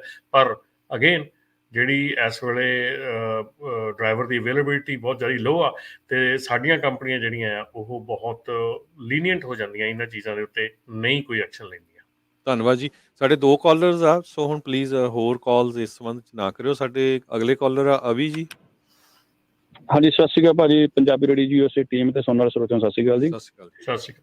ਹਾਂਜੀ ਭਾਜੀ, ਜਿਸ ਤਰ੍ਹਾਂ ਗੱਲ ਚੱਲ ਰਹੀ ਹੈ ਕਿ ਜਿੱਦਾਂ ਪ੍ਰੋਬਲਮ ਆਉਂਦੀਆਂ, ਐਕਸੀਡੈਂਟ ਵਗੈਰਾ ਹੁੰਦੇ ਆ, ਇਸ ਵਿੱਚ ਡਰਾਈਵਰ ਦੀ ਜਿਹੜੀ ਪ੍ਰੋਪਰ ਟ੍ਰੇਨਿੰਗ ਹੈ ਉਹ ਕਾਫੀ ਮਤਲਬ ਮਹੱਤਤਾ ਰੱਖਦੀ ਹੈਗੀ ਹੈ। ਚਾਹੀਦਾ ਵੀ ਡਰਾਈਵਰ ਨੂੰ ਪ੍ਰੋਪਰ ਟ੍ਰੇਨਿੰਗ ਦਿੱਤੀ ਜਾਵੇ, ਚੰਗੀਆਂ ਕੰਡੀਸ਼ਨਾਂ ਹੋਣ ਚਾਹੇ ਰਿਵਰਸ ਕੰਡੀਸ਼ਨਸ ਹੋਣ, ਉਹਨੂੰ ਸਮਝਾਇਆ ਹੋਣਾ ਚਾਹੀਦਾ ਵੀ ਇੱਦਾਂ ਅਸੀਂ ਕਿੱਦਾਂ ਮਾੜੀ ਸਿਚੁਏਸ਼ਨ ਦੇ ਵਿੱਚ ਕਿੱਦਾਂ ਅਸੀਂ ਇਹਨੂੰ ਹੈਂਡਲ ਕਰਨਾ, ਠੀਕ ਹੈ ਜੀ। ਦੂਸਰੇ ਨੰਬਰ 'ਤੇ ਜਿੱਦਾਂ ਇੰਸਪੈਕਸ਼ਨ ਵਗੈਰਾ ਡਰਾਈਵਰ ਕੀ ਕਰਦੇ ਆ, ਮੋਸਟਲੀ ਕੀ ਹੁੰਦਾ, ਆਪਾਂ ਤੇਲ ਤੁਸੀਂ ਘੱਟ ਹੀ ਚੈੱਕ ਕਰਦੇ ਆ, ਥੋੜੀ ਵਗੈਰਾ ਮਾਰੀ ਟਾਇਰਾਂ ਦੇ ਉੱਪਰ ਤੇ ਗੇਅਰ ਪਾ ਕੇ ਤੁਰ ਪੈਂਦੇ ਆ ਨਾ। ਇਹਨਾਂ ਨੂੰ ਪ੍ਰੋਪਰ ਦੱਸਣਾ ਚਾਹੀਦਾ ਵੀ ਥੱਲੇ ਤੁਹਾਡੇ ਵੀਲ ਸੀਲਸ ਹੁੰਦੀਆਂ ਆ, ਉਹਦੀਆਂ ਬ੍ਰੇਕਸ ਦੀਆਂ ਲਾਈਨਿੰਗ ਹੁੰਦੀਆਂ ਆ, ਐਸਕੈਮਸ ਹੁੰਦੇ ਆ, ਉਹਨਾਂ ਨੂੰ ਪ੍ਰੋਪਰ ਚੈੱਕ ਕਰਨਾ ਚਾਹੀਦਾ। ਇਹ ਨਹੀਂ ਹੈਗਾ ਰੂਟੀਨ 'ਚ ਹੁੰਦਾ, ਚਲੋ ਫਿਰ ਵੀ ਨਿਗਾਹ ਰੱਖਦੇ ਰਹਿਣਾ ਚਾਹੀਦਾ। ਵੀਕ ਦੇ ਵਿੱਚ ਲੈ ਤੁਰੇ ਆ, 2 ਜਾਂ 3 ਵਾਰੀ ਐਟਲੀਸਟ ਵੀਲ ਸੀਲ ਨੂੰ ਚੈੱਕ ਕਰੋ, ਕਦੇ ਵੀ ਲੀਕ ਕਰ ਸਕਦੀ। ਜਦੋਂ ਤੁਸੀਂ ਬ੍ਰੇਕਸ ਲਾਉਂਦੇ ਆ, ਜ਼ਿਆਦਾ ਵਾਰ-ਵਾਰ ਲੱਗਦੀ ਬ੍ਰੇਕਸ, ਉਹਦੇ ਵਿੱਚ ਅੱਗ ਲੱਗਣ ਦੇ ਚਾਂਸ ਹੋ ਜਾਂਦੇ ਉਹਨਾਂ ਵੀ ਤੁਹਾਡਾ ਬ੍ਰੇਕਿੰਗ ਇੰਜਨ, ਕਈ ਵਾਰ ਟਰੱਕਾਂ ਨੂੰ ਟ੍ਰੇਲਰ ਰਾਸਤੇ ਵਿੱਚ ਅੱਗ ਲਾ ਕੇ ਖੜੇ ਹੁੰਦੇ, ਉਹ ਇਸੇ ਕਰਕੇ ਸੜੇ ਹੁੰਦੇ, ਠੀਕ ਹੈ ਜੀ। ਦੂਸਰੇ ਨੰਬਰ 'ਤੇ ਜਿੱਦਾਂ ਮੈਂ ਆਪਣੇ ਕੱਲ ਮੈਂ ਦੇਖਿਆ ਸੀਗਾ ਵੀ ਇੱਕ ਮੈਨੂੰ ਵਧੀਆ ਚੀਜ਼ ਲੱਗੀ ਆ, ਮਤਲਬ ਡਰਾਈਵਰ ਸੀਗਾ ਇੰਸਪੈਕਸ਼ਨ ਕਰਨ ਡਿਆ ਸੀਗਾ, ਤਾਂ ਉਹਨੇ ਨਾ, ਮੈਂ ਪਹਿਲਾਂ ਦੇਖਿਆ ਨਹੀਂ ਕਦੀ, ਤੇ ਉਹ ਲਾਗ ਬੁੱਕ ਉਹਨੇ ਹੱਥ 'ਚ ਬੜੀ ਛੋਟੀ ਜਿਹੀ ਇਲੈਕਟ੍ਰੋਨਿਕ ਸੀਗੀ, ਤੇ ਉਹਨੇ ਇੰਜਨ ਦਾ ਆਪਣੇ ਹੁੱਡ ਉਹਨੂੰ ਕਹਿੰਦੇ ਉਹ ਖੁੱਲੀ ਹੋਈ ਸੀਗੀ, ਤੇ ਉਹ ਜਿੱਦਾਂ ਸੈਂਸਰ ਲਾਏ ਹੋਏ ਸੀ ਟਰੱਕ ਦੇ ਉੱਪਰ ਇਕੱਲੇ ਪਾਰਟ ਤੇ, ਜਿੱਦਾਂ ਪ੍ਰੋਪਰ ਜਿਹੜੇ ਮੇਜਰ ਪਾਰਟਸ ਹੁੰਦੇ ਚੈੱਕ ਕਰਨ ਜਾਂ ਟ੍ਰੇਲਰ ਨੂੰ ਲੱਗੇ ਸੀਗੇ, ਉਹ ਲਾਗ ਬੁੱਕ ਨੂੰ ਲਿਜਾ ਕੇ ਉਹਦੇ ਕੋਲ ਸੈਂਸਰ ਦੇ ਕੋਲ ਜਿਹੜੀ ਲਾਗ ਬੁੱਕ ਸੀ ਉਹਨੂੰ ਡਿਟੈਕਟ ਕਰਦੀ ਸੀ, ਤੇ ਉਹਦੇ ਪਰ ਉਹ ਮੈਂਸ਼ਨ ਕਰਦਾ ਸੀ ਮੈਂ ਇਹਦੀ ਇੰਸਪੈਕਸ਼ਨ ਕਰ ਲਈ। ਉਹ ਕਿਸੇ ਕੰਪਨੀ ਨੇ ਨਾ ਸਪੈਸ਼ਲੀ ਲਗਾਏ ਹੋਏ ਸੀਗੇ ਵੀ ਜਿਹੜਾ ਡਰਾਈਵਰ ਹੈਗਾ ਜਿਹੜਾ ਨਹੀਂ ਵੀ ਇੰਸਪੈਕਸ਼ਨ ਕਰਦਾ ਤੇ ਉਹਦੇ ਲਈ ਉਹਨੂੰ ਸਪੈਸ਼ਲ ਲਾਗ ਬੁੱਕ ਬਣਾਈ ਸੀ ਵੀ ਇਗਨੋਰ ਨਾ ਕਰੇ, ਵੀ ਲਾਗ ਬੁੱਕ ਲੈ ਕੇ ਘੱਟੋ ਘੱਟ ਲੱਗ ਕੇ ਜਾਊਗਾ ਸੈਂਸਰ ਤੇ ਉਹਨੂੰ ਐਟਲੀਸਟ ਦਿਸ ਪਊਗਾ ਵੀ ਉਹ ਜਿਹੜਾ ਪਾਰਟ ਹੈਗਾ ਉਹ ਡਿਫੈਕਟਡ ਤਾਂ ਨਹੀਂ ਜਾਂ ਖਰਾਬ ਤਾਂ ਨਹੀਂ ਹੈਗਾ। ਅਗਰ ਖਰਾਬ ਹੈਗਾ ਤੇ ਉਹ ਫਿਰ ਉਹਨੂੰ ਉੱਤੇ ਵਰਕ ਕਰ ਸਕਦਾ ਵੀ ਹਾਂ ਵੀ ਮੈਂ ਰਿਸਕ ਨਹੀਂ ਲੈ ਸਕਦਾ, ਵੀ ਕੰਪਨੀ ਵੀ ਸੇਫ ਹੈ ਤੇ ਡਰਾਈਵਰ ਵੀ ਸੇਫ ਹੋ ਜਾਂਦਾ।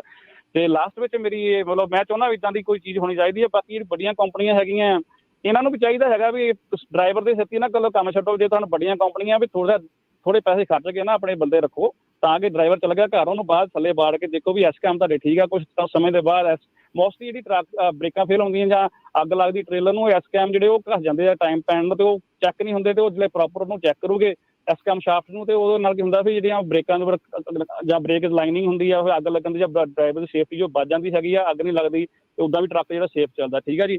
ਤੇ ਲਾਸਟ ਵਿੱਚ ਮੈਂ ਭਾਜੀ ਰਮਨ ਸਿਆਣਾ ਨੂੰ ਇੱਕ ਰਿਕੁਐਸਟ ਕਰਾਂਗਾ ਕਿ ਜਿੱਦਾਂ ਤੁਹਾਡੀ FMCSA ਦੇ ਨਾਲ ਸੇਫਟੀ ਦੇ ਪ੍ਰਤੀ ਗੱਲਬਾਤ ਹੁੰਦੀ ਰਹਿੰਦੀ ਆ, ਉਹਨਾਂ ਨਾਲ ਜਿੱਦਾਂ ਹੁਣ ਡਰਾਈਵ ਐਂਸ ਭਾਜੀ ਹੈਗੀ ਕੰਪੀਟੀਸ਼ਨ ਬਹੁਤ ਚੱਲਦਾ ਹੈਗਾ ਮਾਰਕੀਟ ਦੇ ਵਿੱਚ ਨਾ, ਉਹ ਕੰਪਨੀਆਂ ਚਾਹੁੰਦੀਆਂ ਵੀ ਤੁਸੀਂ ਵੱਧ ਤੋਂ ਵੱਧ ਜਿਹੜਾ ਵੇਟ ਹੈਵੀ ਹੌਲ ਕਰੋ, ਜਿੱਦਾਂ ਵੀ ਤੁਸੀਂ ਮੈਕਸਿਮਮ ਵੇਟ ਨੂੰ ਤੁਸੀਂ ਖਾਸ ਕਰਕੇ ਡਰਾਈਵ ਐਂਸ ਦੀ ਗੱਲ ਕਰ ਰਹੇ ਹਾਂ ਹੌਲ ਕਰੋ ਤਾਂ ਕਿ ਉਹ ਉਹਨਾਂ ਨੂੰ ਫਾਇਦਾ ਹੋ ਸਕੇ। ਪਰ ਜਿਹੜੇ ਤੁਸੀਂ ਇਸ ਕਰਕੇ ਜਿਹੜੇ ਮੈਨੂਫੈਕਚਰ ਹੈਗੇ ਉਹ ਕੀ ਕਹਿ ਰਹੇ ਡਰਾਈਵ ਐਂਸ ਜਿਹੜੀ ਬਣਾ ਰਹੇ ਮੈਨੂਫੈਕਚਰ ਕਰ ਰਹੇ ਆ ਉਹਦਾ ਵੇਟ ਘਟਾਈ ਜਾ ਰਿਹਾ ਡੇ ਬਾਈ ਡੇ, ਕੁਛ ਨਾ ਕੁਛ ਅਲੂਮੀਨੀਅਮ ਲਾ ਰਹੇ ਆ ਜਾਂ ਉਹਦਾ ਸੰਬੇ ਕਿਸੇ ਨਾ ਕਿਸੇ ਤਰੀਕੇ ਨਾਲ ਉਹਦਾ ਵੇਟ ਘਟਾਈ ਜਾ ਰਹੇ ਆ। ਜ਼ਿਲ੍ਹੇ ਦਾ ਬੈਨ ਹੁੰਦੀ ਆ ਲੋਡਡ ਦੱਸ ਓਕੇ ਆ ਵੀ ਸੇਫਟੀ ਹੁੰਦੀ ਆ ਤੁਸੀਂ ਸੇਫ ਚੱਲ ਰਹੇ ਹੈਗੀਆਂ, ਪਰ ਜ਼ਿਲ੍ਹੇ ਤੁਸੀਂ ਦੇਖਦੇ ਆ ਵੀ ਜ਼ਿਲ੍ਹੇ ਬੈਨ ਉਹ ਖਾਲੀ ਹੋਈ ਬੈਨ ਖਾਲੀ ਹੁੰਦੀ ਕੋਈ ਇੱਕ ਤਰ੍ਹਾਂ ਦੇ ਖਾਸ ਕਰਕੇ ਹਨੇਰੀ ਹੁੰਦੀ ਜਾਂ ਲਾਈਟ ਸਨੋ ਹੁੰਦੀ ਜਾਂ ਕਿਸ ਦਾ ਵੀ ਉਹ ਖਤਰਾ ਬਣ ਜਾਂਦੀ ਹੈ। ਮਤਲਬ ਕਿ ਮੈਂ ਚਾਹੁੰਦਾ ਵੀ ਤੁਸੀਂ ਇਹ ਵੀ ਇਹਨਾਂ ਦੇ ਨੋਟਿਸ ਲੈ ਕੇ ਆਓ ਵੀ ਇਸ ਚੀਜ਼ ਨੂੰ ਕਿਉਂਕਿ ਬਹੁਤ ਜ਼ਿਆਦਾ ਕਾਫੀ ਜ਼ਿਆਦਾ ਸੀ ਭਾਈ ਦਾ ਕਾਫੀ ਐਕਸਪੀਰੀਅੰਸ ਹੈਗਾ, ਤੁਸੀਂ ਦੇਖਿਆ ਹੋਣਾ ਵੀ ਇਹਨਾਂ ਦਾ ਅੱਜ ਦੀ ਤਰੀਕ ਵਿੱਚ ਡਰਾਈਵ ਐਂਸ ਦੇ ਵੇਟ ਜਿਹੜਾ ਨਾ ਉਹ ਡਰਾਈਵ ਵੇਟ ਖਾਲੀ ਵੇਟ ਜਿਹਨੂੰ ਕਹਿੰਦੇ ਆ ਉਹ ਕਾਫੀ ਉਹਨਾਂ ਨੇ ਘਟਾਤੇ ਹੈਗੇ। ਉਹ ਫਿਰ ਜਦੋਂ ਹਾਈ ਸਪੀਡ ਹਨੇਰੀਆਂ ਵਗਦੀਆਂ ਜਾਂ ਹਵਾ ਵਗਦੀ ਆ ਉਹਦੇ ਵਿੱਚ ਉਲਟਣ ਦੇ ਚਾਂਸ ਜ਼ਿਆਦਾ ਹੁੰਦੇ। ਧੰਨਵਾਦ ਭਾਜੀ, ਇਹੀ ਗੱਲ ਹੈ। ਧੰਨਵਾਦ ਜੀ, ਮਿਹਰਬਾਨੀ ਜੀ। ਬਿਲਕੁਲ ਰਮਨ ਜੀ, ਆਪਣੇ ਦੋ ਕਾਲਰ ਹੋ ਰਹੇ ਜੱਸੀ ਜੀ। ਜੀ ਹੈਲੋ, ਹਾਂਜੀ ਸਤਿ ਸ਼੍ਰੀ ਅਕਾਲ ਜੀ। ਸਤਿ ਸ਼੍ਰੀ ਅਕਾਲ ਭਾਜੀ। ਭਾਜੀ ਇੱਕ ਤਾਂ ਰਮਨ ਭਾਜੀ ਨੇ ਕਿਹਾ ਸੀ ਨਾ ਵੀ ਔਰੰਜ ਸਾਈਨ, ਹੁਣ ਜਿਹੜਾ ਬੰਦਾ ਔਰੰਜ ਸਾਈਨ ਮਿਸ ਕਰਦਾ ਉਹ ਤੇ ਫਿਰ ਘਰ ਹੀ ਬਹਿ ਜੇ, ਉਹ ਤੇ ਬੱਚਿਆਂ ਨੂੰ ਵੀ ਪਤਾ ਕੀ ਆ। ਬਾਕੀ ਮੇਨ ਟਰੱਕ ਡਰਾਈਵਰ ਨੂੰ ਯੈਲੋ ਸਾਈਨ ਹਰ ਜਗ੍ਹਾ ਕੋਈ ਵੀ ਲੋ ਕਲੀਅਰੈਂਸ ਕੋਈ ਵੀ ਯੈਲੋ ਸਾਈਨ ਜਿਹੜਾ 24 ਘੰਟੇ ਰੋਡ ਦੇ ਉੱਤੇ ਹਰ ਮੀਲ ਬਾਅਦ ਆ ਜਾਂਦਾ ਕੋਈ ਨਾ ਕੋਈ, ਉਹਦਾ ਖਾਸ ਖਿਆਲ ਮੈਂ ਤੇ ਕਹਿੰਦਾ ਬੰਦਾ ਤਿੰਨੇ ਵਾਈਟ ਯੈਲੋ ਤੇ ਤਿੰਨੇ ਮਿਸ ਕਰਦੇ ਨਹੀਂ ਚਾਹੀਦੇ। ਬਾਕੀ ਜਿਹੜਾ ਔਰੰਜ ਮਿਸ ਕਰਦਾ ਉਹ ਤੇ ਫਿਰ ਬੱਚਿਆਂ ਨੂੰ ਪਤਾ ਵੀ ਇਹ ਕੌਣ ਜ਼ੋਨ ਦੇ ਵਿੱਚ ਕੀ ਆ, ਕੋਈ ਸਪੈਸ਼ਲ ਇੱਥੇ ਕੰਮ ਚੱਲ ਰਿਹਾ। ਧੰਨਵਾਦ। ਪਰ ਆਪਾਂ ਔਰੇਂਜ ਵਾਲੇ ਦੇਖੇ ਆ ਪਿਛਲੇ ਸਾਲਾਂ 'ਚ ਬਹੁਤ ਜ਼ਿਆਦਾ ਜਿਹੜੇ ਖਾਸ ਕਰਕੇ ਡੰਪ ਟਰੱਕਿੰਗ ਵਾਲੇ ਆ ਨਾ, ਕਿੰਨੇ ਐਕਸੀਡੈਂਟ ਹੁੰਦੇ ਆ। ਔਰੇਂਜ ਤਾਂ ਯੈਲੋ ਜਿਹੜੇ ਆ ਟਰੱਕਿੰਗ ਵਾਸਤੇ ਸਪੈਸੀਫਿਕਲੀ ਜਿਹੜੇ ਯੈਲੋ ਹੈਗੇ ਆ ਉਹ ਟਰੱਕਿੰਗ ਦੇ ਲਈ ਆ, ਜਿਹੜੇ ਕਿ ਨਾਰਮਲ ਕੰਡੀਸ਼ਨਸ ਦੇ ਵਿੱਚ ਆ, ਪਰ ਜਿਹੜੇ ਔਰੇਂਜ ਮਿਸ ਕਰਨੇ ਹੈਗੇ ਆ ਉਹ ਬਹੁਤ ਡੇਂਜਰਸ ਹੈ ਜੀ। ਧੰਨਵਾਦ ਜੀ। ਅਗਲੇ ਸਾਡੇ ਕਾਲਰ ਆ ਬਿਕਰਮ ਜੀ। ਜੀ ਸਤਿ ਸ਼੍ਰੀ ਅਕਾਲ ਜੀ ਭਾਜੀ, ਬਿਕਰਮ ਜੀ ਦੀ ਗੱਲ ਕਰਦਾ ਸੈਕਰਾਮੈਂਟੋ ਤੋਂ। ਸਤਿ ਸ਼੍ਰੀ ਅਕਾਲ ਜੀ। ਹਾਂਜੀ ਭਾਈ ਜੀ, ਮੇਰੇ ਖਿਆਲ ਨਾਲ ਤੁਹਾਨੂੰ ਨਹੀਂ ਲੱਗਦਾ ਕਿ ਆਪਣੀਆਂ ਪੰਜਾਬੀ ਕੰਪਨੀਆਂ ਵਾਲਿਆਂ ਨੂੰ ਆਪਣੇ ਲੋਡਾਂ ਦਾ ਮਤਲਬ ਆ, ਨਾ ਕਿ ਡਰਾਈਵਰ ਦੀ ਜ਼ਿੰਦਗੀ, ਨਾ ਕਿ ਉਹਨਾਂ ਦੇ ਪਰਿਵਾਰ ਨਾਲ? ਨਹੀਂ ਜੀ, ਮੈਂ ਇੱਥੇ ਤੁਹਾਡੀ ਗੱਲ ਨਾਲ ਸਹਿਮਤ ਨਹੀਂ ਕਰਦਾ ਕਿ ਟਰੱਕਿੰਗ ਕੰਪਨੀ, ਇੱਥੇ ਡਰਾਈਵਰ ਨੂੰ ਆਪਣੀ ਸੇਫਟੀ ਦਾ ਧਿਆਨ ਪਹਿਲਾਂ ਆਪ ਰੱਖਣਾ ਚਾਹੀਦਾ। ਤੁਹਾਨੂੰ ਕੋਈ ਮਤਲਬ ਖੰਭੇ ਤੋਂ ਧੱਕਾ ਦੇਵੇ ਜਾਂ ਟੋਏ 'ਚ ਧੱਕਾ ਦੇਵੇ, ਮੈਨੂੰ ਵੀ ਪਤਾ ਹੋਣਾ ਚਾਹੀਦਾ ਮੇਰੀ ਸੇਫਟੀ ਕਿੱਥੇ ਆ। ਮੈਂ ਰਿਫਿਊਜ਼ ਕਰਨਾ ਚਾਹੀਦਾ ਵੀ ਜੇ ਕੰਪਨੀ ਮੈਨੂੰ ਪੁਸ਼ ਕਰਦੀ ਆ। ਅੱਜ ਦੀ ਤਰੀਕ ਦੇ ਵਿੱਚ ਡਰਾਈਵਰ ਵੀ ਉਨੇ ਹੀ ਜ਼ਿੰਮੇਵਾਰ ਆ ਇਸ ਪ੍ਰੋਬਲਮ ਦੇ, ਕਿਉਂਕਿ ਜੇ ਕੰਪਨੀ ਪੁਸ਼ ਕਰਦੀ ਆ ਤੇ ਅੱਜ ਦੀ ਤਰੀਕ ਦੇ ਜੇ ਕੰਪਨੀਆਂ ਦੇ ਕੋਲ ਜਾਂਦੇ ਆ ਅਸੀਂ ਤਾਂ ਕੰਪਨੀਆਂ ਸਾਫ਼ ਕਹਿੰਦੀਆਂ ਕਿ ਡਰਾਈਵਰ ਆਣ ਕੇ ਪਹਿਲਾਂ ਪੁੱਛਦਾ ਜੇ ਤਾਂ ਡਬਲ ELD ਦਿਓਗੇ ਤੇ ਮੈਂ ਕੰਮ ਕਰੂੰਗਾ, ਨਹੀਂ ਤਾਂ ਮੈਂ ਕੰਮ ਨਹੀਂ ਕਰੂੰਗਾ। ਸੋ ਉੱਥੇ ਫਿਰ ਕੰਪਨੀ ਕੀ ਕਰੇ? ਠੀਕ ਹੈ ਨਾ। ਸੋ ਮੈਂ ਇਸ ਗੱਲ ਨਾਲ ਸਹਿਮਤ ਨਹੀਂ ਹੈਗਾ ਪੂਰੀ ਤਰ੍ਹਾਂ। ਹਾਂਜੀ, ਜਿੱਦਾਂ ਭਾਜੀ ਦੇਖੋ, ਜਿੱਦਾਂ ਹੁਣ ਮੈਂ ਵੀ 2015 ਤੋਂ ਟਰੱਕ ਚਲਾ ਰਿਹਾ ਵਾਂ, ਜਿੱਦਾਂ ਆਲਮੋਸਟ ਮੈਨੂੰ ਵੀ 7 ਸਾਲ ਹੋ ਗਏ ਆ। ਇਹ ਇਸ ਤਰ੍ਹਾਂ ਕਿ ਮੇਰਾ ਲਾਇਸੈਂਸ ਬਿਲਕੁਲ ਕਲੀਨ ਹੈਗਾ ਆ। ਮੈਨੂੰ ਜਿਸ ਤਰ੍ਹਾਂ ਮੇਰੀ ਕੋਈ ਕੰਪਨੀ ਕਵੇ ਵੀ ਮੈਂ ਤੇ ਉਹਨਾਂ ਨੂੰ ਸਿੱਧਾ ਜਵਾਬ ਦੇਣਾ, ਭਾਜੀ ਮੈਂ ਇਹ ਕੰਮ ਕਰ ਹੀ ਨਹੀਂ ਸਕਦਾ, ਤੁਹਾਡਾ ਲੋਡ ਨਹੀਂ ਲੱਗਦਾ, ਮੇਰੀ ਨਹੀਂ ਜ਼ਿੰਮੇਵਾਰੀ ਹੈਗੀ, ਮੈਂ ਆਪਣੀ ਬੁੱਕ ਦੇ ਨਾਲ ਆਪਣੇ ਹਿਸਾਬ ਦੇ ਨਾਲ ਚੱਲਣਾ ਆ। ਲੱਗਦਾ ਲੱਥ ਜਾਵੇ, ਨਹੀਂ ਲੱਗਦਾ ਨਾ ਲੱਥੇ, ਕੋਈ ਗੱਲ ਨਹੀਂ। ਪਰ ਜਿਹੜੇ ਭਾਜੀ ਤੁਸੀਂ ਹੁਣ ਤੁਹਾਨੂੰ ਇਹ ਪਤਾ ਹੋਊਗਾ, ਜਿਹੜੇ ਡਰਾਈਵਰ ਰਾਤੋਂ ਰਾਤ ਅਮੀਰ ਹੋਣਾ ਚਾਹੁੰਦੇ ਆ ਨਾ ਨਿਊ, ਉਹ ਇਹ ਕੰਮ ਕਰ ਰਹੇ ਆ, ਡਬਲ ELD ਵਾਲੇ। ਧੰਨਵਾਦ ਜੀ। ਬਿਲकुल ਸੋ ਜੀ ਹਜ਼ੂਰ ਭਾਜੀ ਇਹ ਜਿਹੜੀ ਚੀਜ਼ ਹੈ ਨਾ ਇੱਥੇ ਦੇਖੋ ਮੈਂ ਕਹਿੰਦਾ ਕਿ 50% ਕੰਪਨੀਆਂ ਠੀਕ ਕੰਮ ਕਰ ਰਹੀਆਂ 50% ਟਰੱਕਿੰਗ ਕੰਪਨੀਆਂ ਗਲਤ ਕੰਮ ਕਰ ਰਹੀਆਂ 50% ਡਰਾਈਵਰ ਠੀਕ ਕੰਮ ਕਰ ਰਹੇ ਤੇ 50% ਡਰਾਈਵਰ ਗਲਤ ਕੰਮ ਕਰ ਰਹੇ ਆ ਠੀਕ ਹੈ ਨਾ ਸੋ ਇਹ ਜਿਹੜੀ ਚੀਜ਼ ਹੈਗੀ ਆ ਇਹਦੇ ਵਿੱਚ ਦੋਨੋਂ ਪਾਸੇ ਤੋਂ ਤਾਲੀ ਵੱਜਦੀ ਆ ਦੋਨੋਂ ਪਾਰਟੀਆਂ ਜ਼ਿੰਮੇਵਾਰ ਹੈਗੀਆਂ ਇਸ ਚੀਜ਼ ਲਈ ਕੰਪਨੀਆਂ ਜ਼ਿੰਮੇਵਾਰ ਹੈਗੀਆਂ ਜਿੱਥੇ ਉਹ ਪ੍ਰੋਪਰਲੀ ਡਰਾਈਵਰ ਦੀ ਟੇਕ ਕੇਅਰ ਨਹੀਂ ਕਰਦੀਆਂ ਤੇ ਡਰਾਈਵਰ ਜ਼ਿੰਮੇਵਾਰ ਹੈਗੇ ਆ ਜਿੱਥੇ ਕਿ ਉਹ ਸਾਰਾ ਕੰਮ ਕਰਕੇ ਕੰਪਨੀ ਦੀ ਪ੍ਰੋਪਰਲੀ ਕੰਮ ਨਹੀਂ ਕਰਦੇ ਹੈਗੇ ਸੋ ਇਹਦੇ ਵਿੱਚ ਮੈਂ ਸਿੰਪਲੀ ਇਹ ਚੀਜ਼ ਕਹੂੰਗਾ ਕਿ ਇਹ ਦੋਨੋਂ ਪਾਸਿਆਂ ਨੂੰ ਦੇਖਣਾ ਪੈਣਾ ਆ ਜੇ ਤੁਹਾਡੇ ਨਾਲ ਗਲਤੀ ਹੁੰਦੀ ਆ ਤੇ ਗਲਤੀ ਸਹਿਣ ਵਾਲਾ ਜਿਹੜਾ ਜ਼ੁਲਮ ਸਹਿਣ ਵਾਲਾ ਉਹ ਵੀ ਗਲਤ ਆ ਤੇ ਜ਼ੁਲਮ ਕਰਨ ਵਾਲਾ ਵੀ ਗਲਤ ਆ ਸੋ ਇਹਦੇ ਵਿੱਚ ਦੋਨਾਂ ਨੂੰ ਦੇਖਣਾ ਪੈਣਾ ਦੋਨੋਂ ਪਾਰਟੀਆਂ ਨੂੰ ਦੇਖਣਾ ਪੈਣਾ ਸੋ ਬਿਲਕੁਲ ਇਹ ਨਿਊਜ਼ ਸੀ ਸੋ ਇਹਦੇ ਨਾਲ ਇਹ ਸੀ ਵੀ ਇਹ ਕਾਲਸ ਦੇ ਨਾਲ ਮੈਨੂੰ ਲੱਗਦਾ ਵੀ ਆਪਣੇ ਜਿਹੜੇ ਭੈਣ ਭਰਾ ਆ ਟਰੱਕਿੰਗ ਇੰਡਸਟਰੀ 'ਚ ਆ ਉਹਨਾਂ ਨੂੰ ਬਹੁਤ ਵਧੀਆ ਨੌਲੇਜ ਵੀ ਮਿਲਿਆ ਹੋਊਗਾ ਕਹਿੰਦੇ ਵੀ ਬੰਦਾ ਉਹੀ ਸਮਾਰਟ ਹੁੰਦਾ ਜਿਹੜਾ ਦੂਜੀਆਂ ਦੀਆਂ ਗਲਤੀਆਂ ਤੋਂ ਸਿੱਖਦਾ ਆ ਸੋ ਜਿੰਨੇ ਵੀ ਸਾਡੇ ਡਰਾਈਵਰਸ ਆ ਇੱਕ ਵੀਰ ਦੀ ਇਹ ਵੀ ਸੀ ਵੀ ਜੰਗ ਨਹੀਂ ਜੰਗ ਬਹੁਤ ਸੁਣਦੇ ਆ ਸਾਨੂੰ ਬਹੁਤ ਨਗਰ ਕੀਰਤਨ ਤੇ ਆ ਕੇ ਮਿਲਦੇ ਆ ਸੋ ਕੱਲੇ ਡਰਾਈਵਰ ਨਹੀਂ ਜਿਹੜੇ ਉਹਨਾਂ ਦੇ ਕਿਸੇ ਡਰਾਈਵਰ ਦੀ ਵਾਈਫ ਆ ਭੈਣ ਆ ਭਰਾ ਆ ਪੇਰੈਂਟਸ ਘਰ ਬੈਠੇ ਆ ਤੁਸੀਂ ਵੀ ਉਹਨਾਂ ਨੂੰ ਜ਼ਰੂਰ ਪੁੱਛ ਕਰੋ ਜਿਹੜਾ ਡਰਾਈਵਰ ਆ ਵੀ ਭਾਈ ਆਹ ਕੀਤਾ ਆਹ ਸੁਣਿਆ ਤਾਂ ਕਿ ਸਾਰੇ ਜਣੇ ਕਿਉਂਕਿ ਤੁਸੀਂ ਹੁਣ ਇਹ ਦੇਖੋ ਭਈ ਕੱਲੀ ਡਰਾਈਵਰ ਦਾ ਨਹੀਂ ਸੀ ਜਿਹੜੇ ਵਿਚਾਰੇ 4 ਪਰਿਵਾਰ ਮਾਰੇ ਗਏ ਉਹਨਾਂ ਦੀ ਕੀ ਕਸੂਰ ਸੀ ਸੋ ਆਪਾਂ ਸਾਰੇ ਰੋਡ ਤੇ ਜਾਂਦੇ ਆ ਸੋ ਪਤਾ ਨਹੀਂ ਕਿਹੜੇ ਵੇਲੇ ਕੀ ਹੋ ਜਾਣਾ ਸੋ ਇਸ ਗਲਤੀ ਤੋਂ ਜਿੰਨੇ ਵੀ ਸਾਡੇ ਜਿਹੜੇ ਡਰਾਈਵਰ ਵੀਰ ਆ ਉਹਨਾਂ ਨੂੰ ਸਿੱਖਣਾ ਚਾਹੀਦਾ ਵੀ ਭਾਈ ਰੱਬ ਨਾ ਕਰੇ ਕਿਤੇ ਇਦਾਂ ਦੀ ਸਿਚੁਏਸ਼ਨ 'ਚ ਆ ਜਾਏ ਤੇ ਕਿੱਦਾਂ ਅਸੀਂ ਉਹ ਤੋਂ ਬਚ ਸਕਦੇ ਹਾਂ ਸੋ ਸਾਡਾ ਸਮਾਂ ਕਾਫੀ ਲੰਮਾ ਹੋ ਗਿਆ ਸੋ ਰਮਨ ਜੀ ਤੁਹਾਡਾ ਬਹੁਤ ਬਹੁਤ ਧੰਨਵਾਦ ਜੀ ਸ਼ੁਕਰੀਆ ਜੀ ਸੋ ਇੱਥੇ ਹੀ ਸਰੋਤਿਆਂ ਤੋਂ ਇਜਾਜ਼ਤ ਲੈਂਦੇ ਆ ਮੇਰੇ ਹਰਜੋਤ ਸਿੰਘ ਖਾਲਸਾ ਵੱਲੋਂ ਤੁਹਾਨੂੰ ਸਾਰਿਆਂ ਨੂੰ ਬਹੁਤ ਹੀ ਪਿਆਰ ਤੇ ਸਤਿਕਾਰ ਭਰੀ ਸਤਿ ਸ਼੍ਰੀ ਅਕਾਲ ਸੁਣਦੇ ਰਹੋ ਪੰਜਾਬੀ ਰੇਡੀਓ